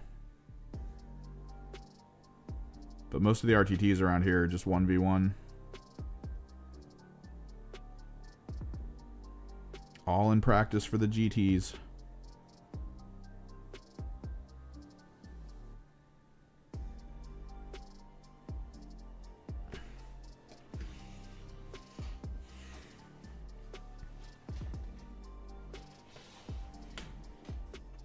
Because, like, that's where the fun of being like, yeah, I'm going to go Peerless Bladesman could come into play. Like, hyper-focus my team on Flawless Blades and Infractors in Peerless Bladesman. And just be like, this is the punch-up army. It's not as build up and then shut down as Coterie, but, like, I could go technically earlier.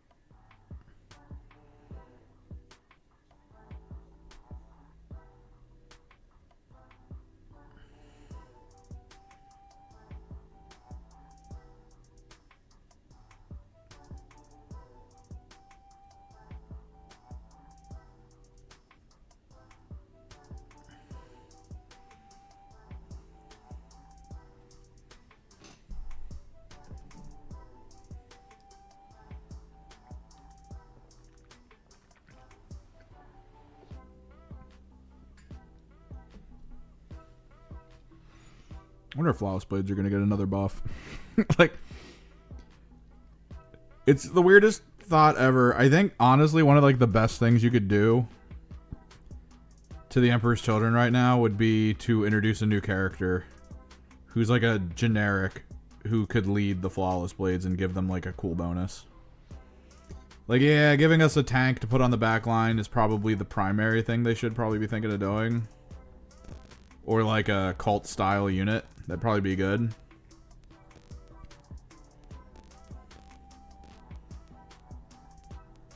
But the fact that, like, Lucius is one of the few things that gets to lead them, unless you play Court of Phoenician. Oh, best viewers.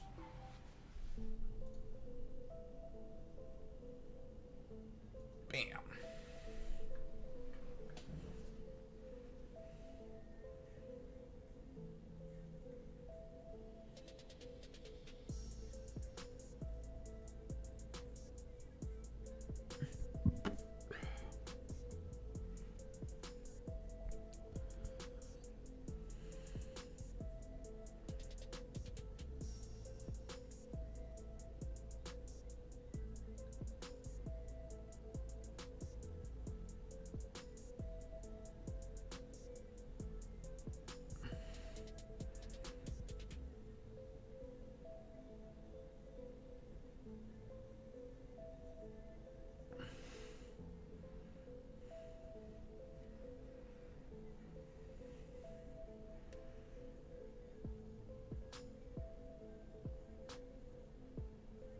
Because these are kind of the Emperor's Children premier units.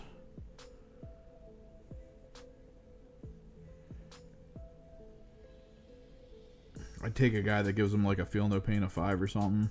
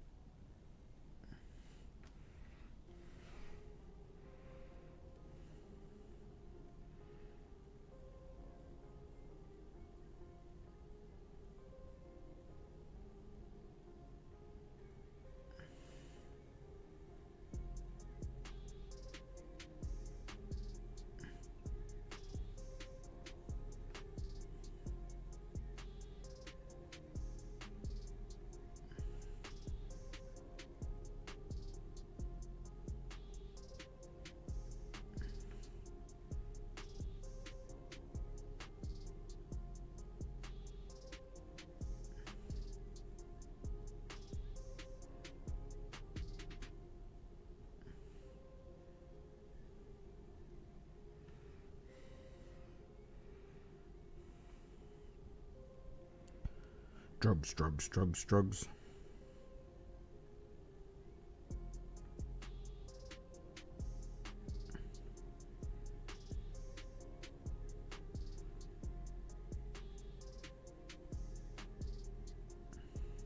They'd be a solid cultist, right? Like someone that looks like they're just hooked up to a machine.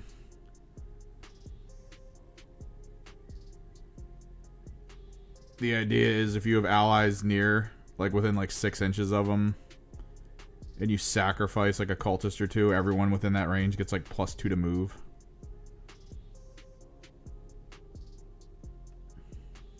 Or like re-rolls to their charge rolls or something crazy. Just walking drug bags.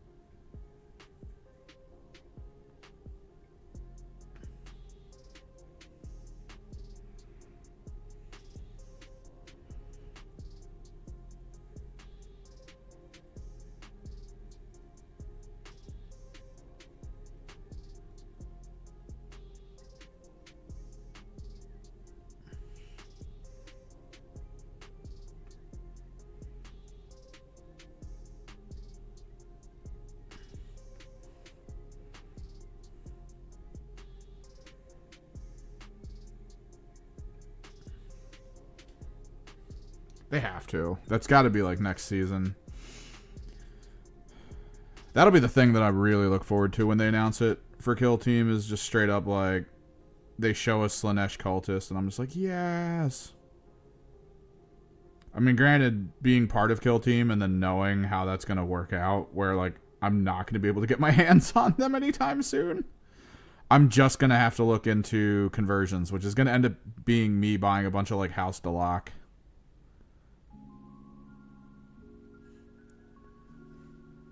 I can see it.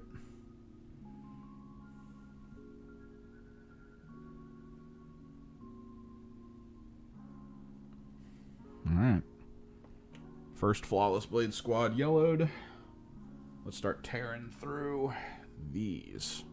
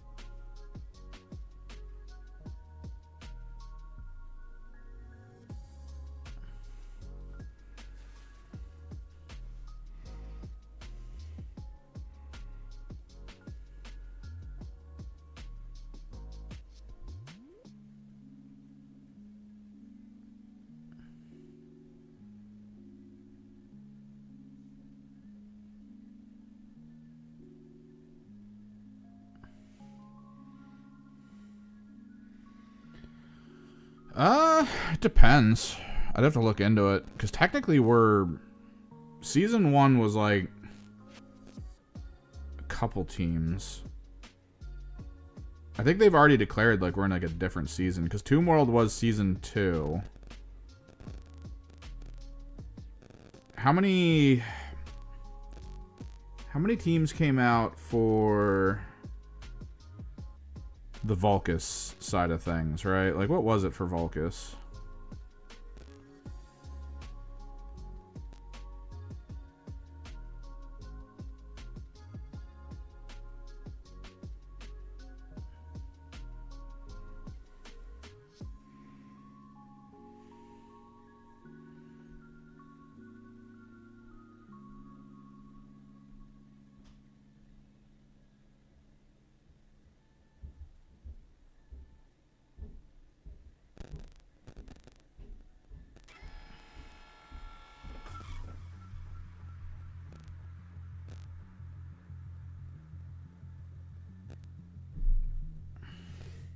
The question is whether the starter set would be considered part of that season.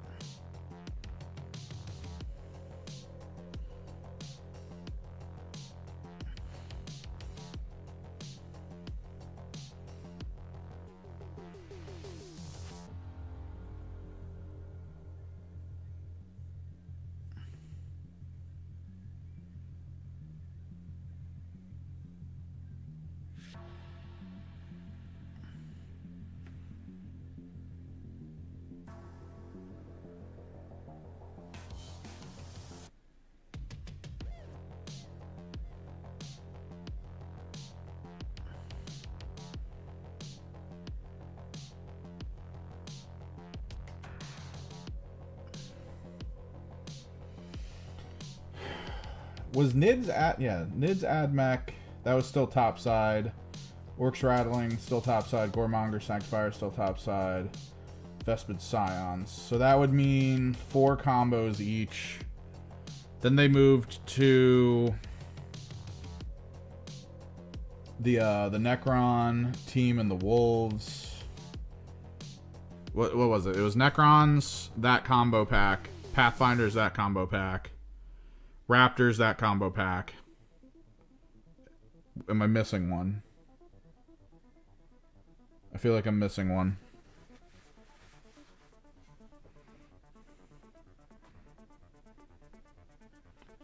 It was, yeah, Deathwatch Necrons was the combo. That's what I'm saying, combo pack.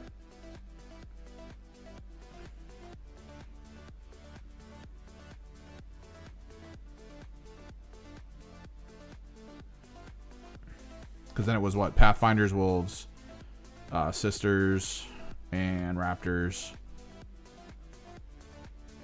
There's a fourth. There has to be a fourth, unless they consider... No, the starter set came out before Tomb World.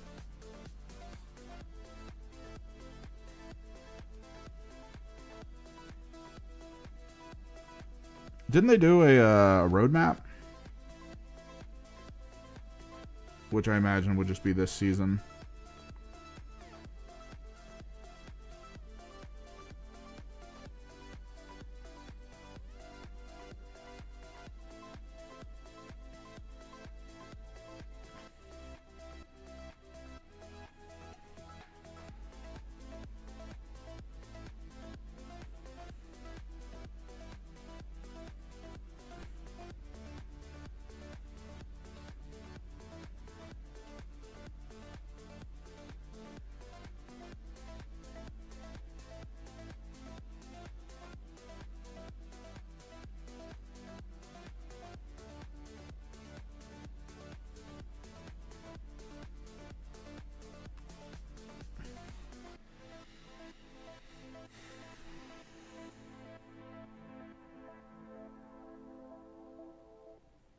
Ooh. That kind of sucks that it's not in the reveal show. I mean, I guess the assumption is Raptors are this month at some point. The Reddit leak of the cover art, all that stuff.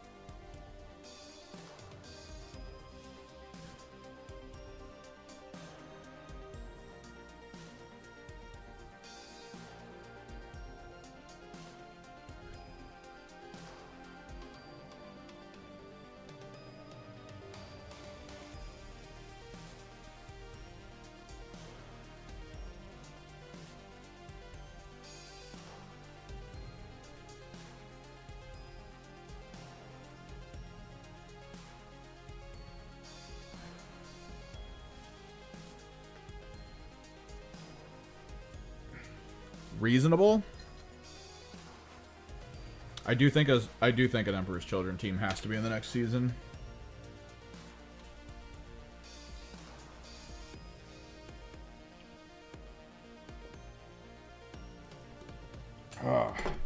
What else would there be then?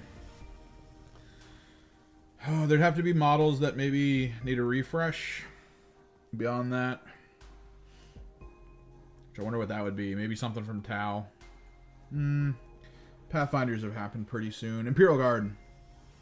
We had the Aquilans at the top. There might be something else Imperial Guard related. That could be most likely a thing, because they always try to do...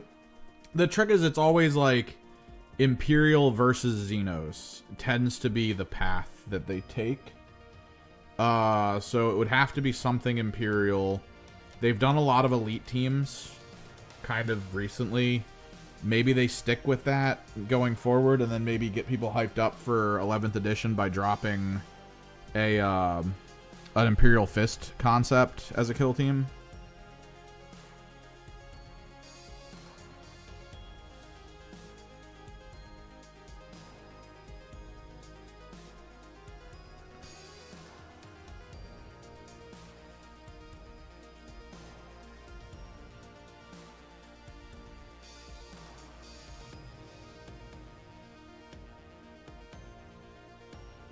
Because of all the Dorn rumors and all that. Grey Knights could be good. T-Suns could be good.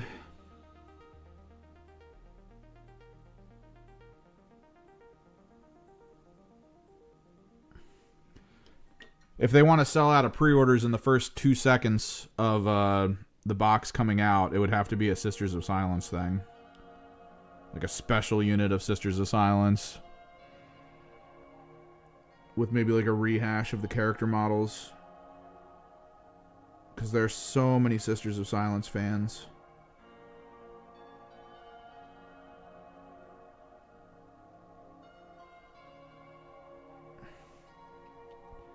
They thought the Custodes dropping would be like their time, right? To get that like new Sisters unit. And then it just didn't happen. Demons would be good. Demons would probably be one of the remakes of a unit, which could end up being a Tzeentch unit.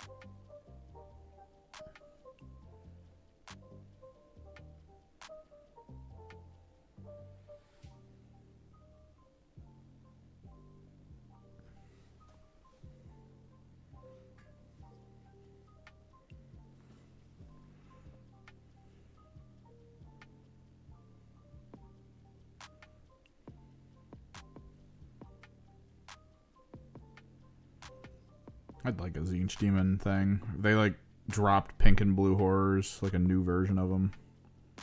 I'd be happy.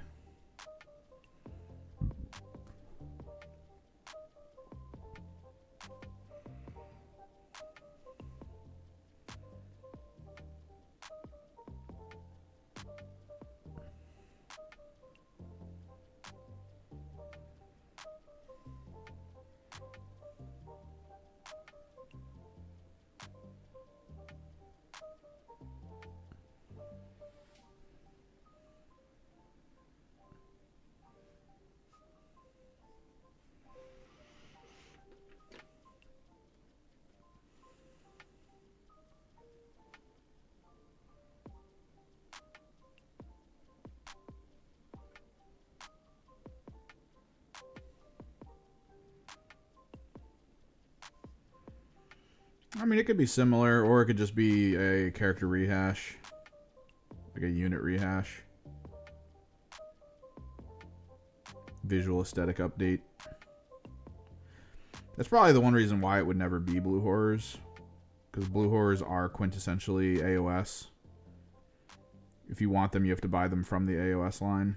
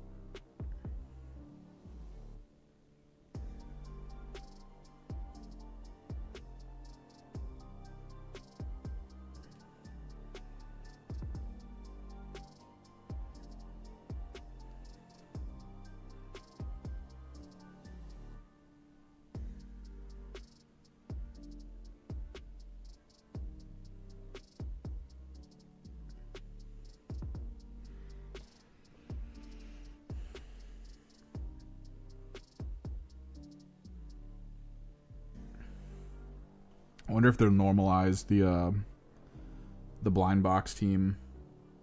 Like, after letting the blind box team be a blind box team for a while and then claiming that the rules don't work in actual kill team, like you can't play them in competitive.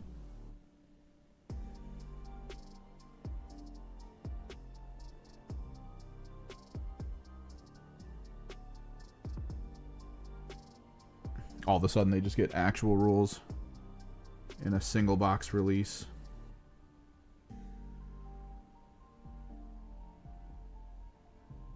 I mean, we could be looking at the next starter set box team.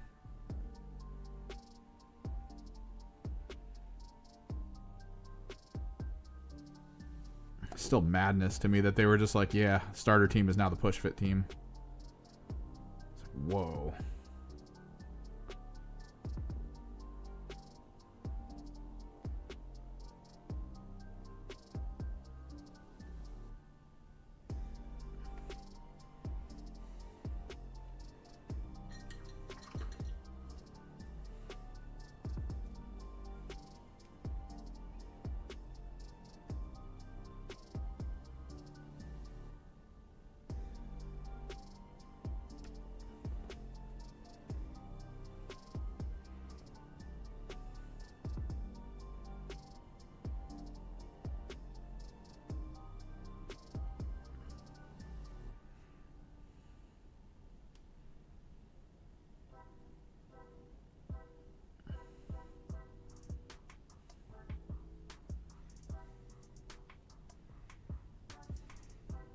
Yeah, they look so basic.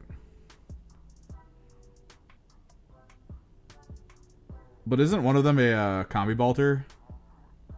Like, isn't one of them a combi bolter lieutenant or something? Which means Isn't that like the only way to get a combi bolter lieutenant right now? There's something weird going on with the combi bolter lieutenants where it's a really good unit, but they don't print them. So you have to kind of like custom build one. But I think the blind box model has like the right base size and gear.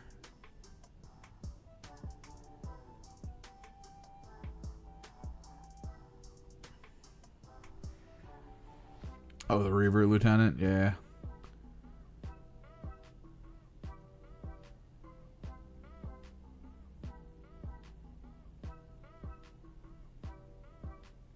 It's kind of funny to me.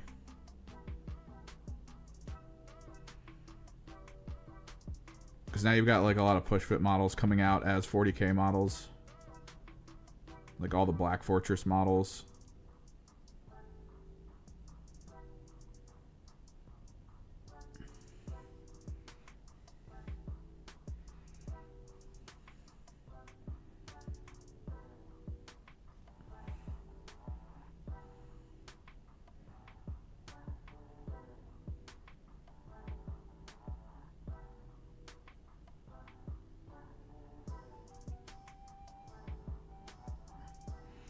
I'm a little sad that I don't see too many agents of the Imperium locally.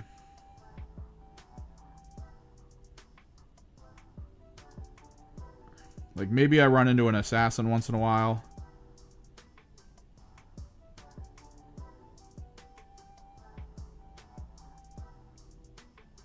But, like, I was kind of hoping to start seeing, like, weird stuff, like an Inquisitor squad or a squad with a Navigator in it.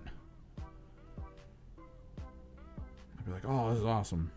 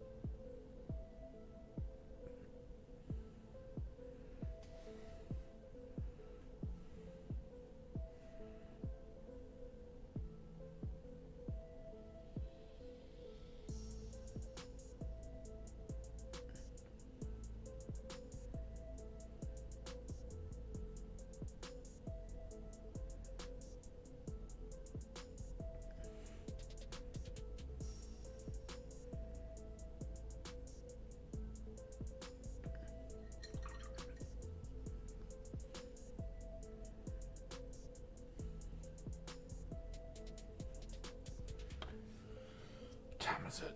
3:42? Oh yeah, 100% I'm doing this tonight off stream. There's no way.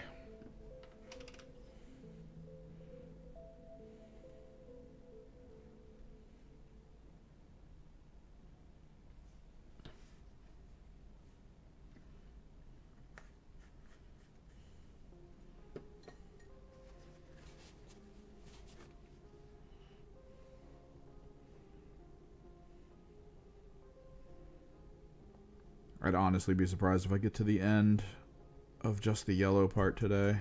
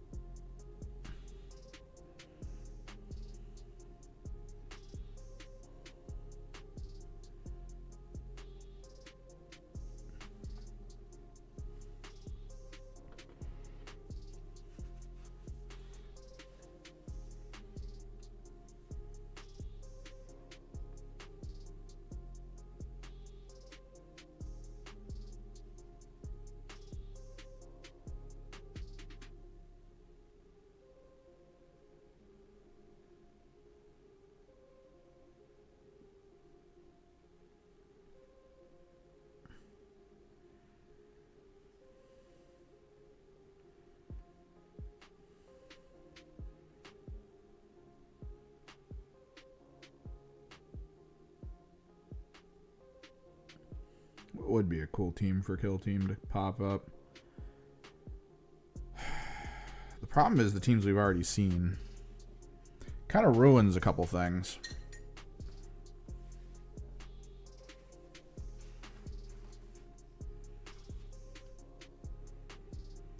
Because, like, on one hand, I'd be like, oh, I want to see the friggin' Tyranid, that one Tyranid team we all thought was going to happen, the Shriekers or whatever. The Flying Warriors.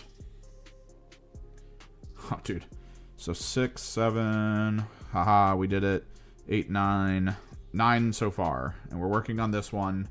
And we have 23 in total. We are on hour 2.5 of the stream.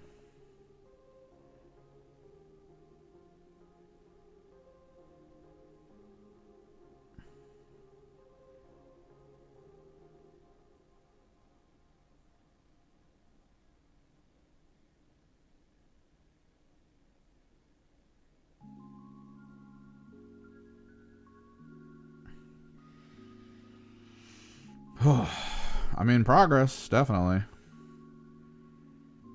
But to what end?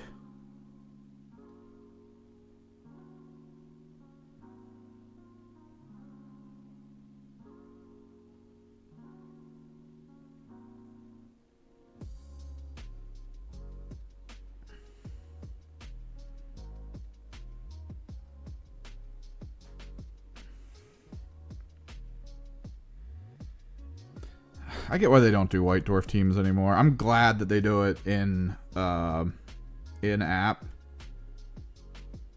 They could throw some teams out there though. Like the White Dwarf teams were kind of that like complacent moment of just not releasing real teams and wanting to still give people something to look forward to. But when you do it in a White Dwarf, then you're kind of making it be like, hey, if you're unable to get this White Dwarf in your area, or if somebody buys it out before you realize it, hopefully you know how to pirate our shit. It's like, oh, I don't know if that's the message you want to send. as a company to be like, hey, are you cool with piracy? You better be. Because for a while there, that was the only way I was able to play the Warp Coven. It's thanks to Waha.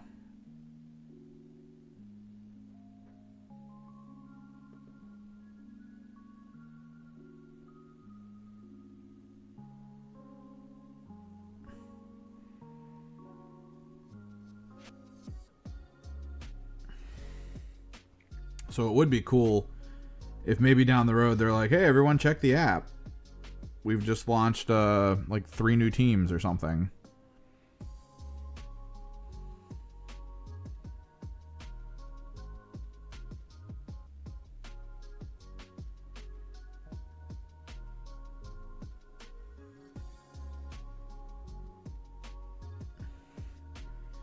I don't know how many people would be like saddened, right? By the sudden release of like the Zangor specific kill team.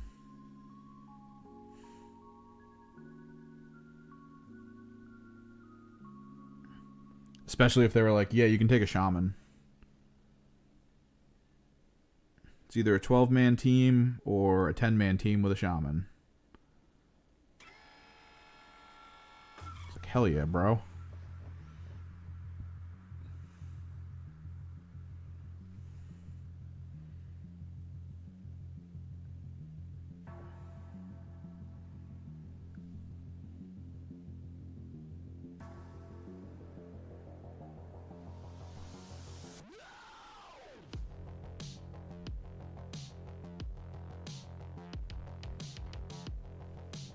Because you can just print stuff.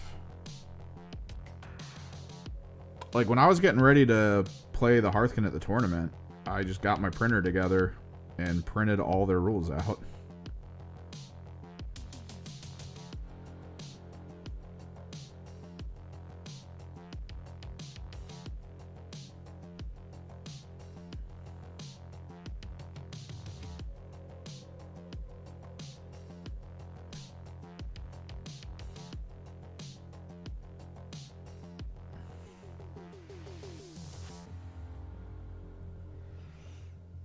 Oh, the Grot miskill teams.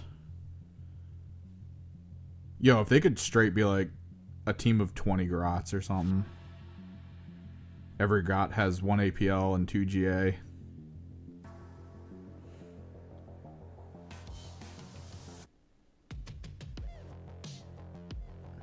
You could take a Herdmaster in there. Whenever the Herdmaster activates, all Grots within 6 get to move or something. Every round is just activating the Herdmaster, moving the herd up, and then having all the Grots do all the work.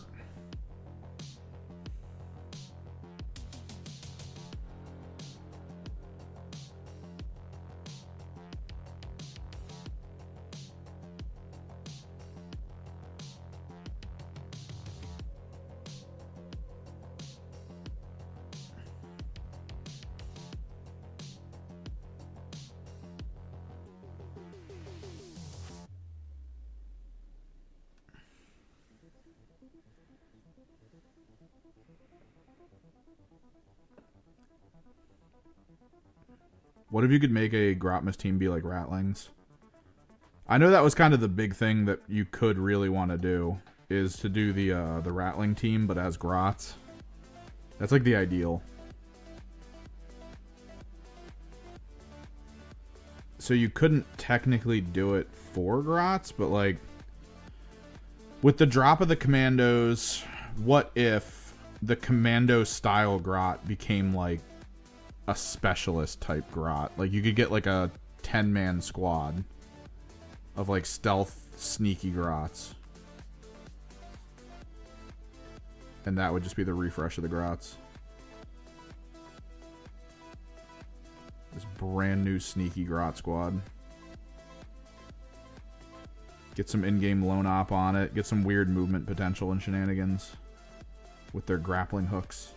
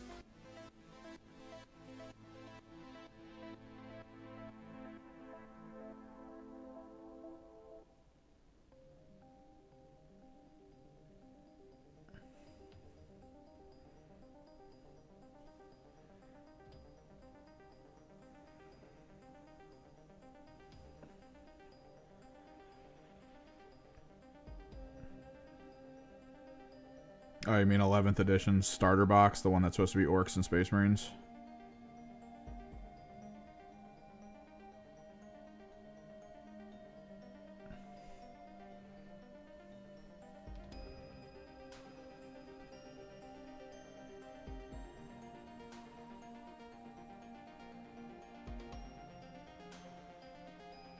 My biggest fear for Kill Team is that they're gonna eventually like run out of stuff they want to add, right? For a while, or stuff that's on the scale that works for Kill Team to add as either a revamp unit or a new unit. Hopefully with the Votan being newer and the Emperor's Children being newer, maybe we'll eat good with some good special new units. I don't know what units would get reworks that could hit Kill Team all that much.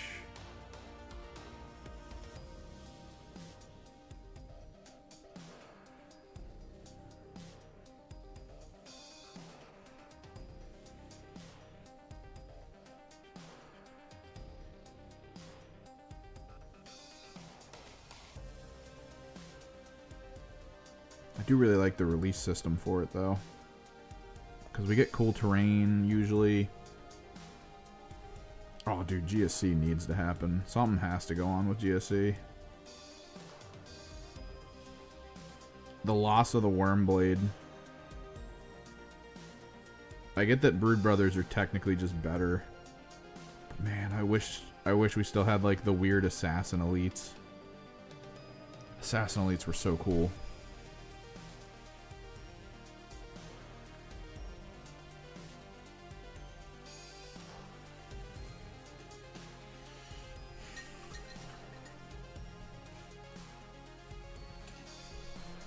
I could see them release like big elite squads. Like Khorne getting their blood butchers or whatever the hell their dual axe wielding Terminators were. And then just being like, oh, you can only take 4 of them or something. And then the Kill Team box maybe comes with like a couple cultists or something to go with them. But then when you buy it in full scale, you don't get the cultists. You'd have to buy them as like the jackals or something on the side.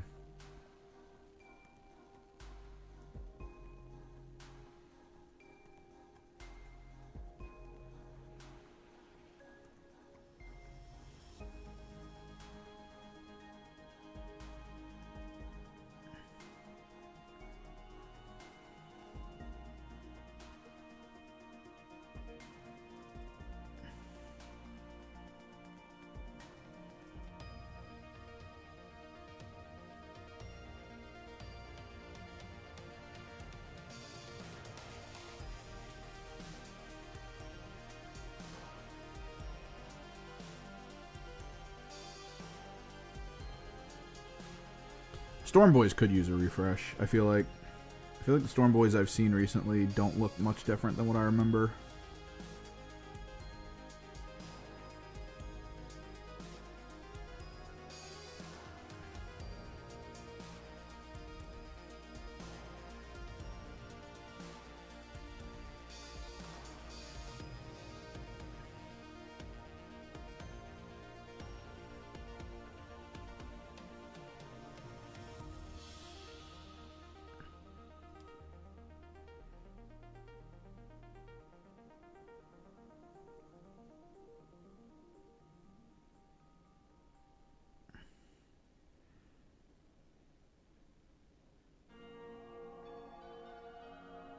A song about reminiscing about 2005. What's happening? To those on YouTube, we are listening to pop punk over on Twitch. Doesn't feel good listening to this song that's like, dude, you remember 2005? That was the days. It's like, Jesus Christ, stop it.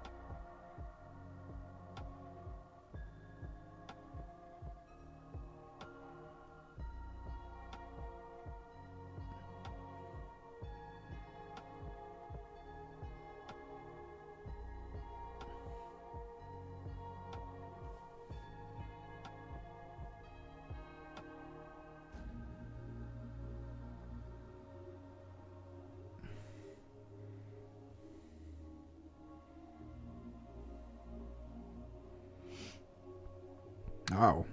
The color I am using in particular is called Pale Yellow. We're doing it over top of Burnt Sienna.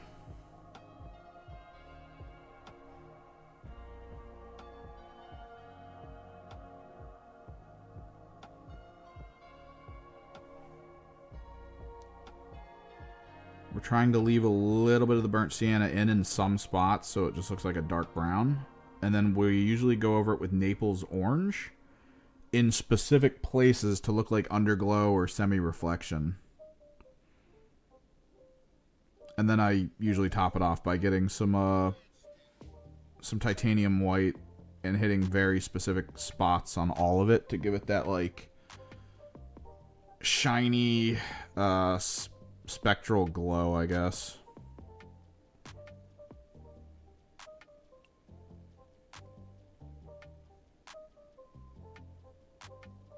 Because this is kind of like a not perfect non-metallic metal gold.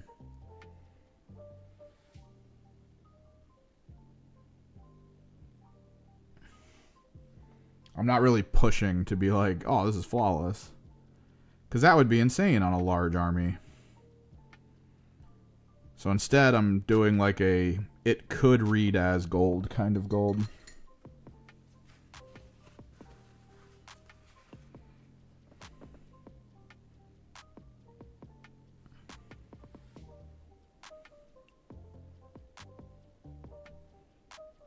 I utilize a lot of dry brushing.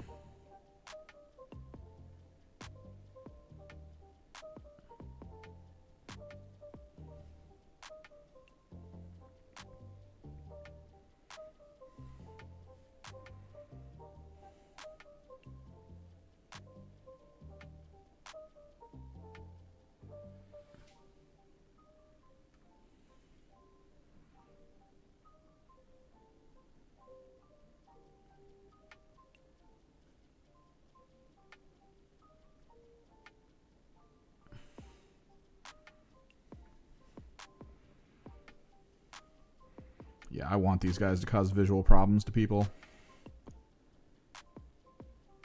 Even people who aren't colorblind, I want them to look at it and be like, what am I looking at? I don't understand. My brain.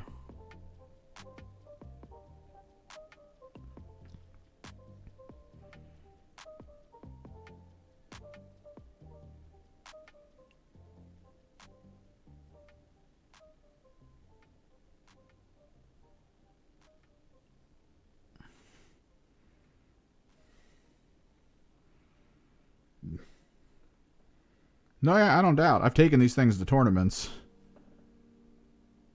And people there have been like, it's very hard for me to look at what's on the table. And I'm just like, yes, it works.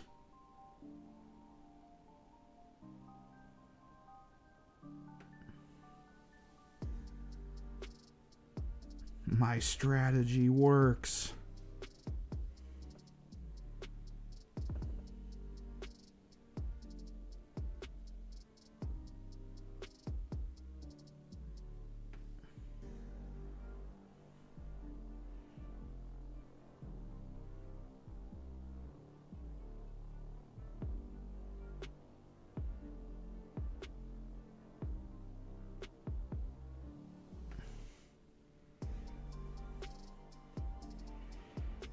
My army has to be a flashbang of excess.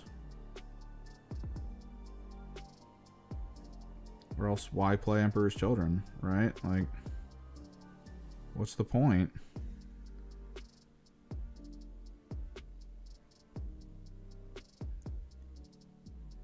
The army is supposed to be an assault on your senses.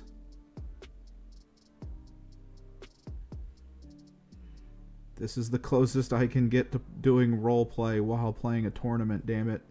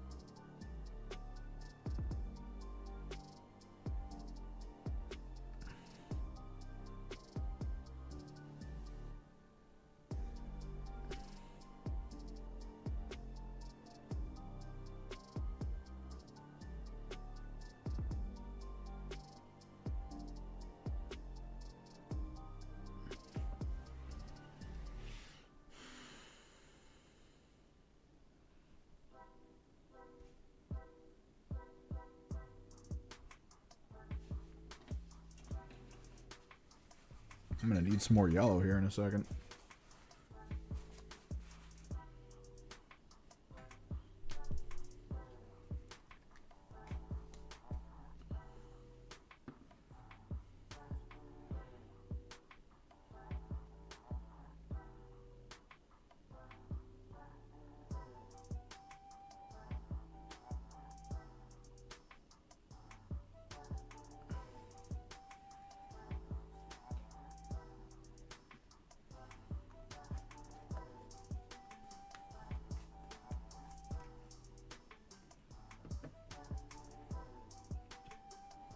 I could walk in a shirt that's just like a black light.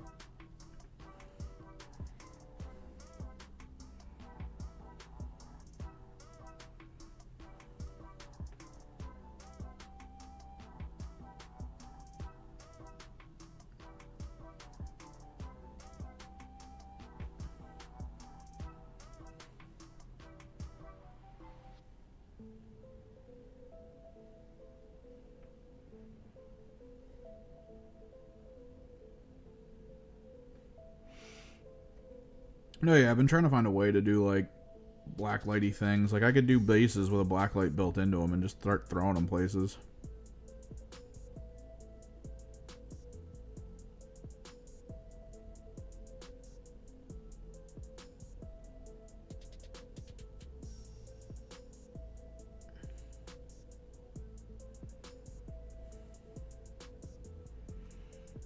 Because you can kind of buy those little like they usually take a watch battery and then it's like a single LED kind of situation.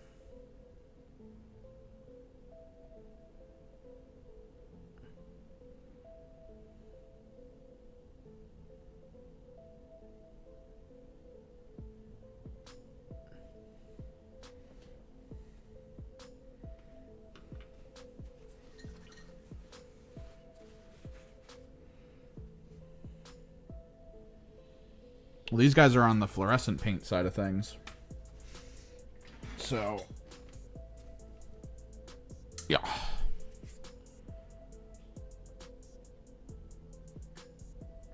So they actually like kind of glow under the black light. Like the pink's fluorescent, the yellow, orange.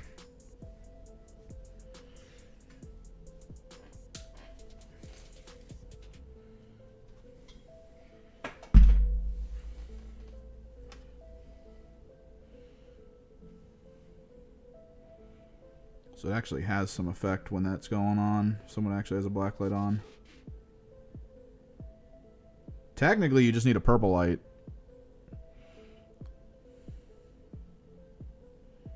Like, I've got these little like LED rechargeable.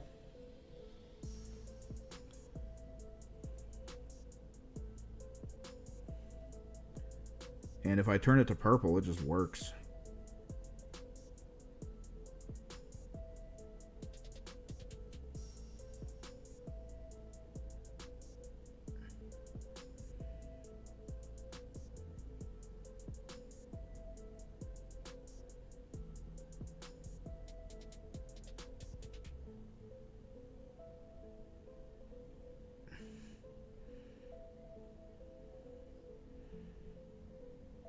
I think the main thing I want to do is install a black light in my carrying case.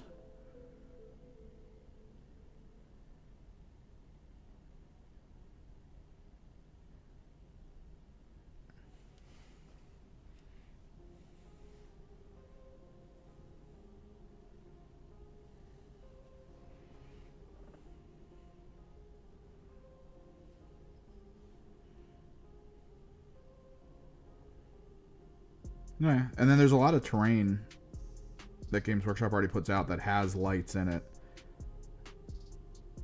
Like, you just have to Dremel them out and replace them with actual, like, blacklight LEDs.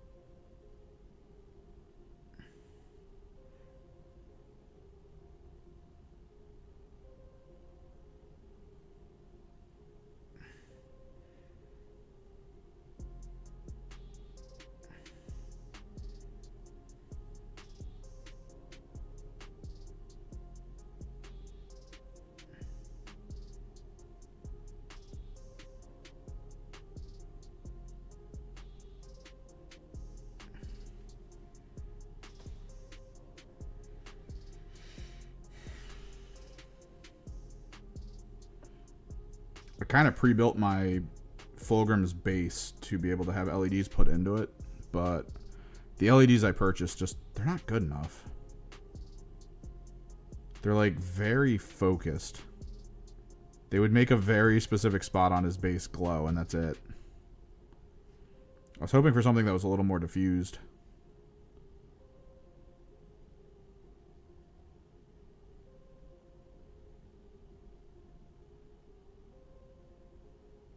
I tried to tinker with them a bit.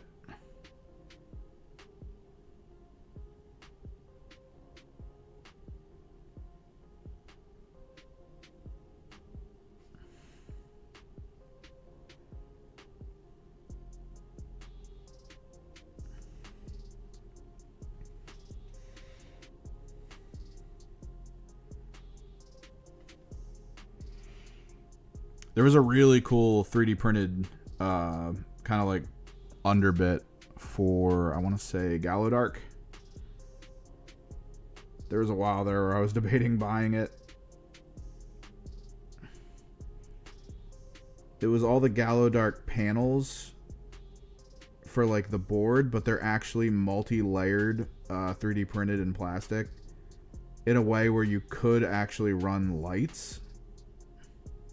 So it would look like lights are coming up through the like the decking and stuff. It was really cool.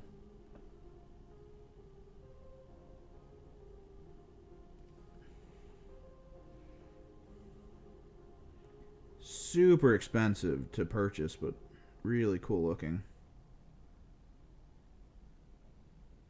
Because you had to buy it by tile, and I think to get a full board for Gallowdark was something like $180. Unpainted, unwired. You'd still have to buy all the lights, all that stuff.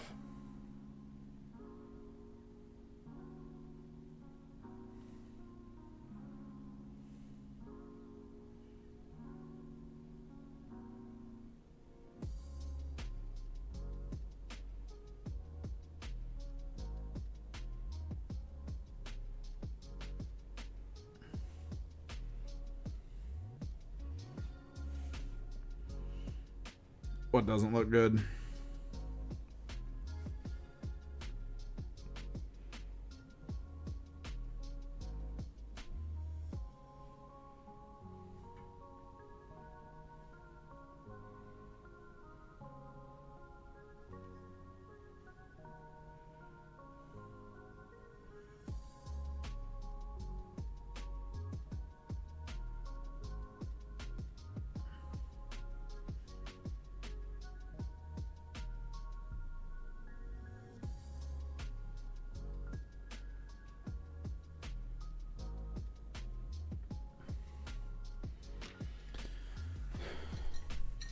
I mean, he looks fine. He looks just like these guys. He's painted in a very similar way.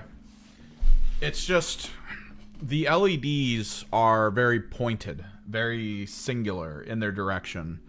So if you do turn the lights off with them on, only like small parts of him are lit up. Whereas if it was more of a diffused light that comes out more just openly, he'd be like bulk lit up. Like the under part of his wings would be lit. It would be good.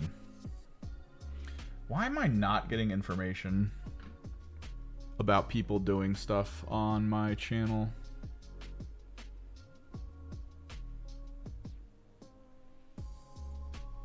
I gotta figure out why my notifications aren't working. But if you're still here, Ohana, thanks for the raid over on Twitch. Let me see if I can find these.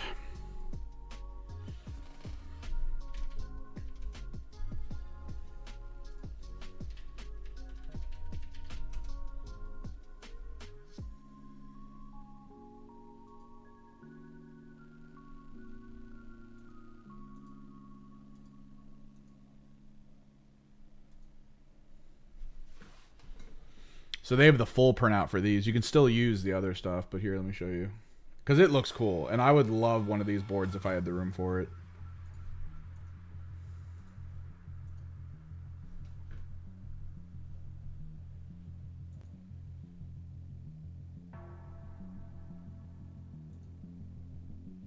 Kya.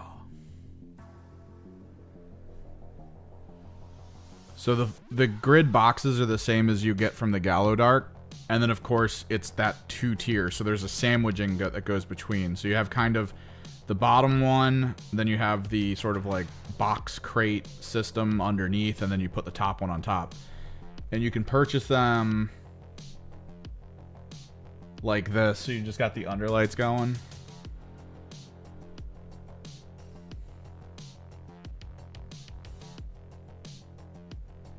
Comes with the walls and stuff. But yeah, you get different lighting effects, different panels.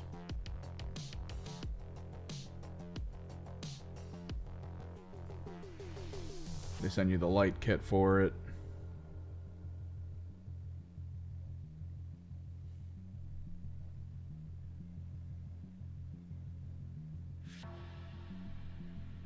It'd be so cool to have one of these.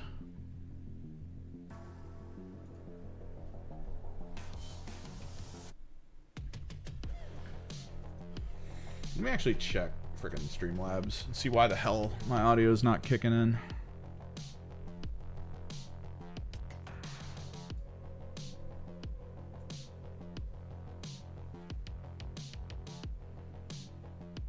Because it is getting annoying. Normally it's loud enough that I can hear it. Alert box.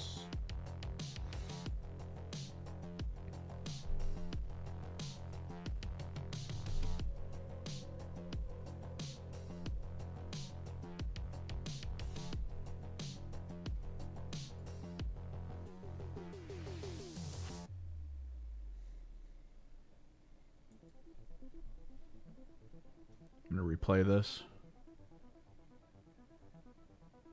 Anything? Nothing? What is going on with my alerts?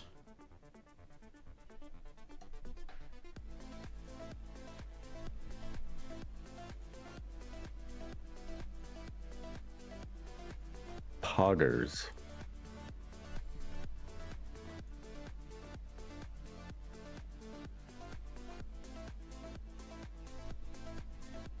Why is there no audio? Hang on, let me test it again. Turn the music off on Twitch. Poggers. Oh, it's just really freaking quiet now. I hate it when they do this to their back end.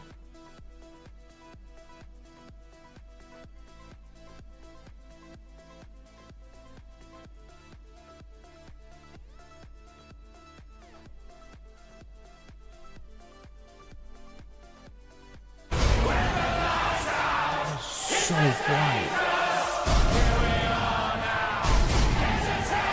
I'm gonna have to figure something out. I do not like. I feel like Streamlabs is information and noise and everything just got really bad.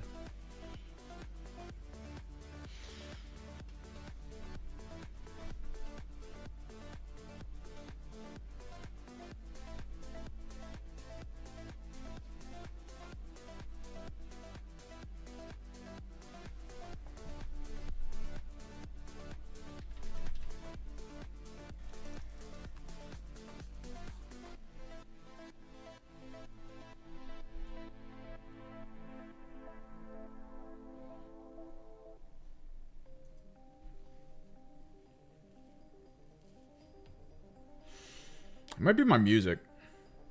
I might have to turn the music down on this end. Turn it up kind of in the back end so I could turn my headphones up. Ugh.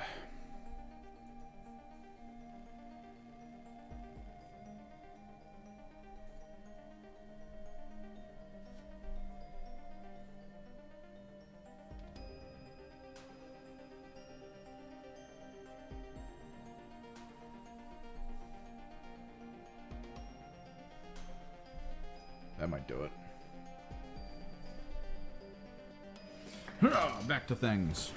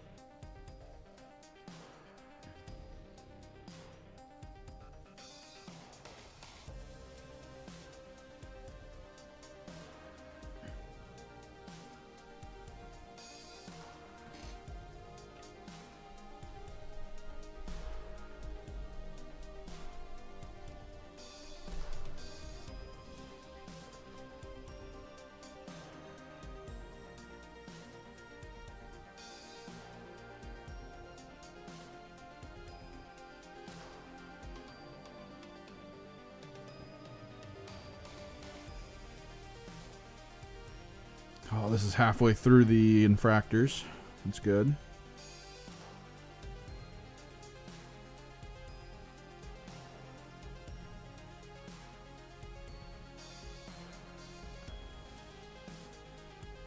I kind of like that this list idea that I have for these guys is like Lucius on his own.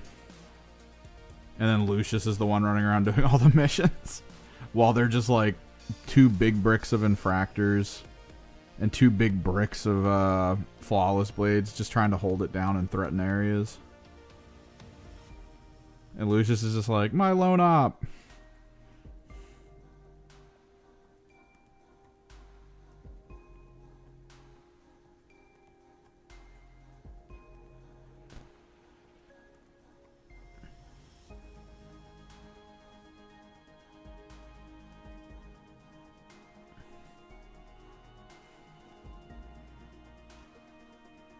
Maybe I try to give them 2 rhinos so the infractors can go in the rhinos.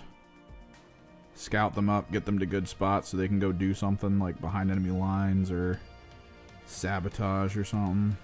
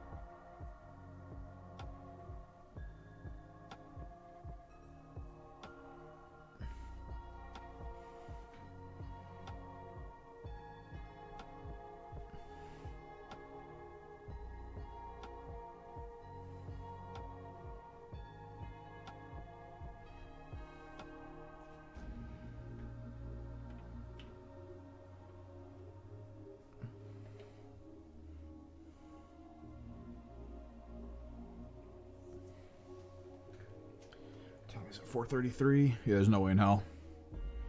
There's no way in hell we get through another 5 infractors. And then another 6 flawless. I'll just have to do them off stream a little bit tonight. Get them going.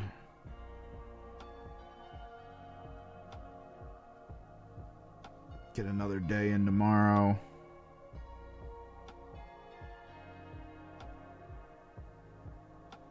We might do a later in the day stream tomorrow, though, which could be good.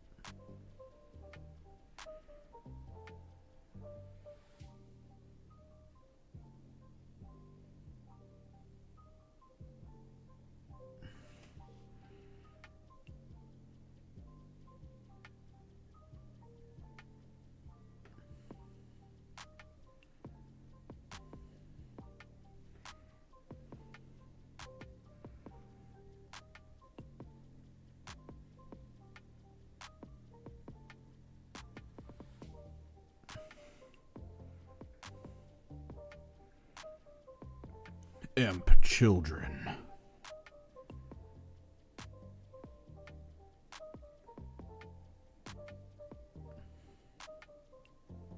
I'm trying to keep up with my buddy who's looking into maybe playing. Yeah, I have the new Lucius. New Lucius is already done. Has been done for a while. I'm finally getting together some like actual flawless blades to attach to that unit. I have 6 flawless blades that I made that are custom. They're based off the infractor bodies, so they're a bit shorter in height, which I thought I was okay with, but after looking at actual flawless blades, I was like, I gotta buy flawless blades, I guess. I can still use them if I really feel like it. But due to their cost, you usually don't want to run more than a total of maybe 12 flawless blades, maybe only 6. So I'm probably good with what I own right now.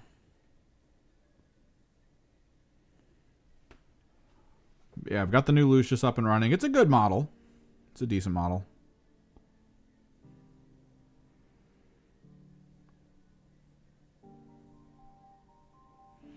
I've used him a couple times on the table. He's pretty good. He doesn't get his infinite revives like he used to, but I've almost one-tapped like a Defiler in melee. So he's got some pretty explosive power.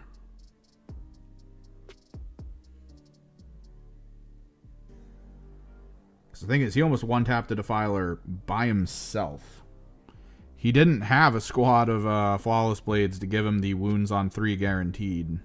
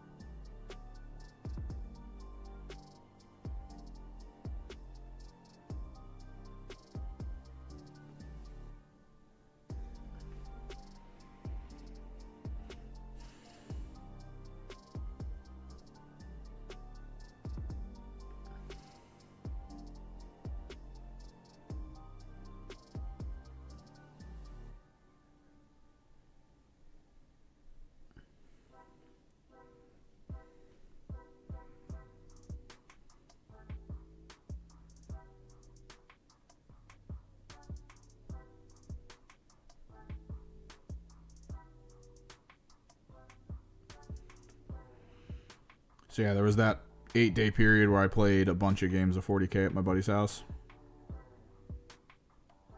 We had an amazing moment. I was playing Scintillating Legion. I decided to send my Lord of Change in just to get some OC on the points that we needed to hold from the enemy. Said, screw it, whatever. If I lose the bird, I lose the bird. That melee became this crazy big pile-up in the center of the field. No matter how often they tried, it took like 2 turns to eventually kill my Lord of Change. I was knocking so many units over there, down in health and down in just general everything. My buddy had a Space Marine Dreadnought at like 4 health or something. No, it was like 3 health left.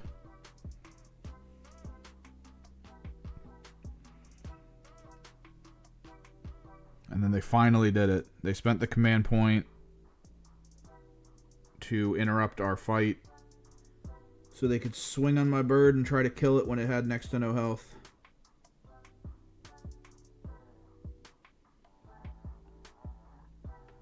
And then I rolled that 6.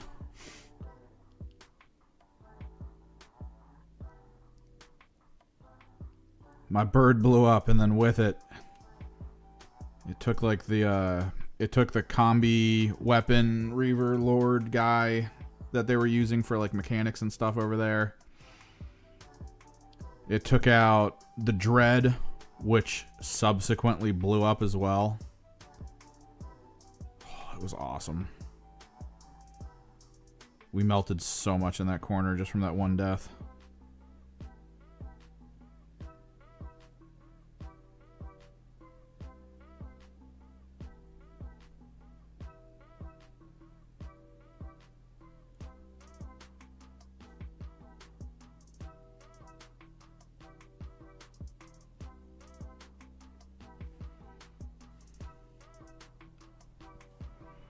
It was good. Certainly the best moment of the weekend. Or rather the whole week. That happened at like 4 in the morning.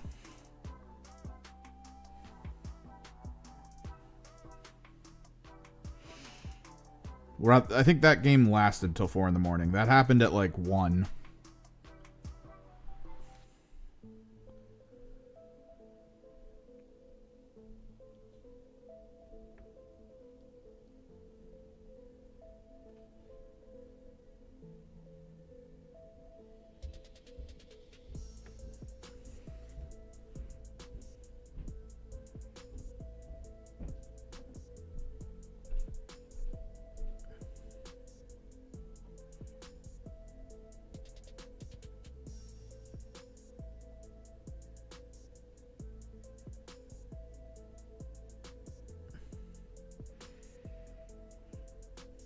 Oh, it was a good moment.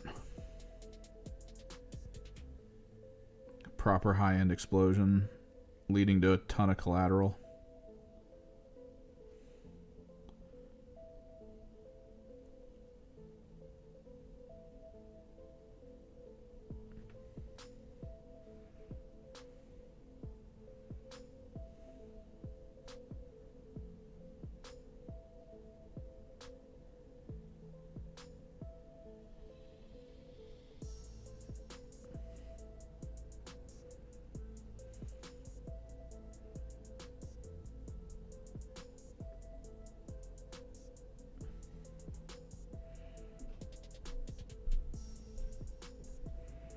I wish everyone could have at least one bulk collateral moment in 40k.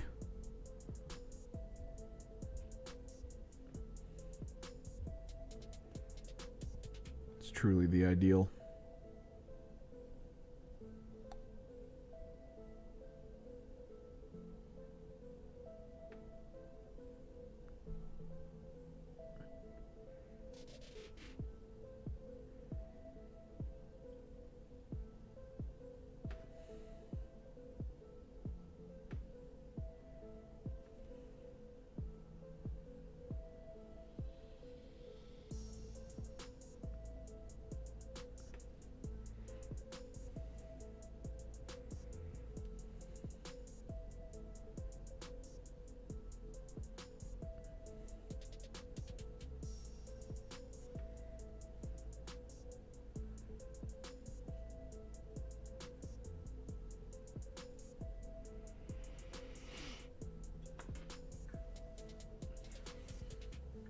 think we can do one more before I gotta start thinking of heading out.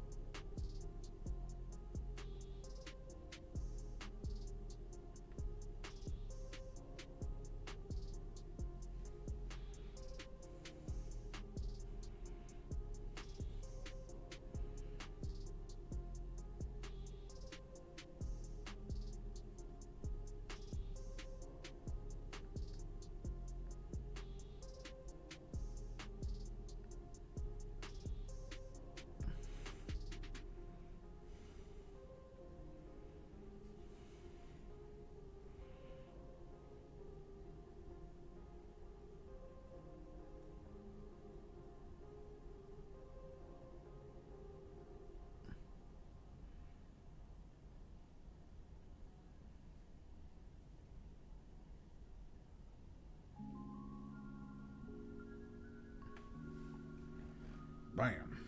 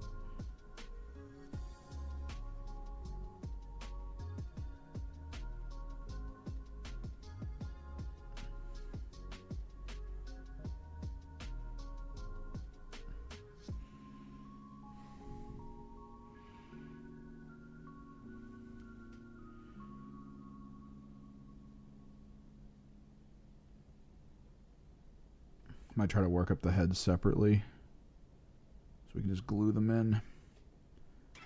We've already got the flesh tone on them.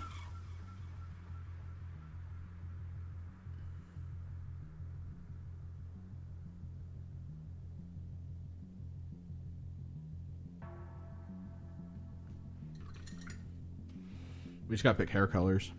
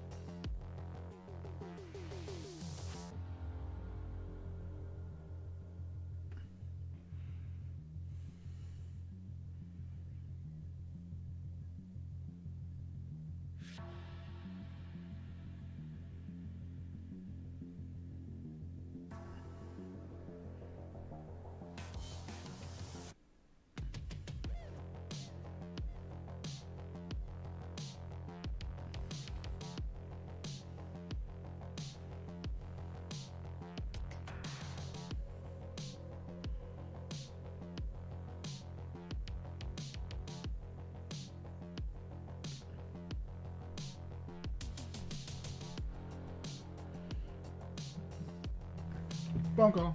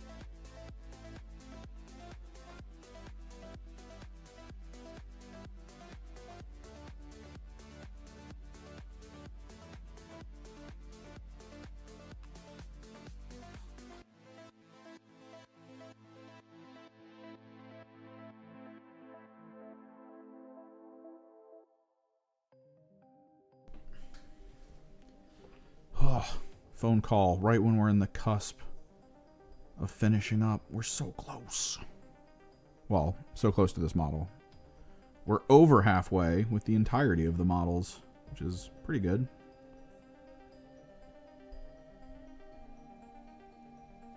We still have a lot to do, though. Definitely going to be spending some time working on this when I get back tonight.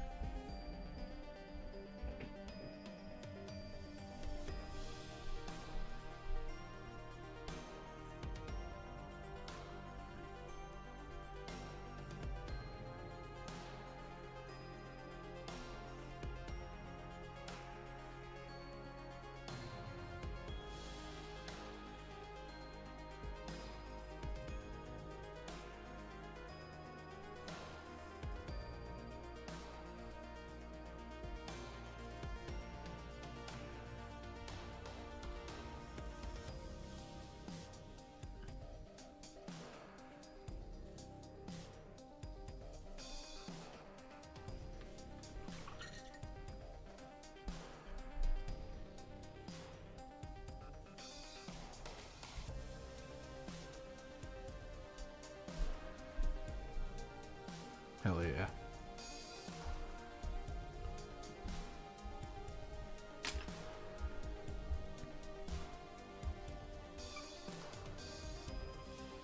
Like, this is kind of the gist of it at the start. But then we got to hit it with Naples orange in specific spots that are kind of like underneath. Like, back here will probably be mostly Naples orange in like this corner as like a build out. Probably try to leave like a band of brown in there. And then we go back in with titanium white eventually, and we hit like the peaks, like the top there, the inner corners, this one edge. Like, we're very specific on where the gold white goes, like just on the tip of the gun, kind of like a little glare point. Yeah, we've got 3 more infractors and actually 5 more flawlesses, because I actually had an extra flawless all the way over here that we did. So got most of them done. Good. Thanks for hanging out. Thanks for chilling. We'll probably continue tomorrow. Probably a later stream, though, because I got to get a lot of cooking done in the middle of the day. Ugh. And hopefully we'll have them all up to date on at least the yellow by then, because then we can work on the oranges. We can work on the sub details, like doing the turquoise for a lot of the weird little things. We can work on the fabrics, which need to be brought up to white. We can glue the heads in, work on the hair color. There's a lot we can do. A lot we still have to do. It's coming together, though. It'll be good. Till then, later.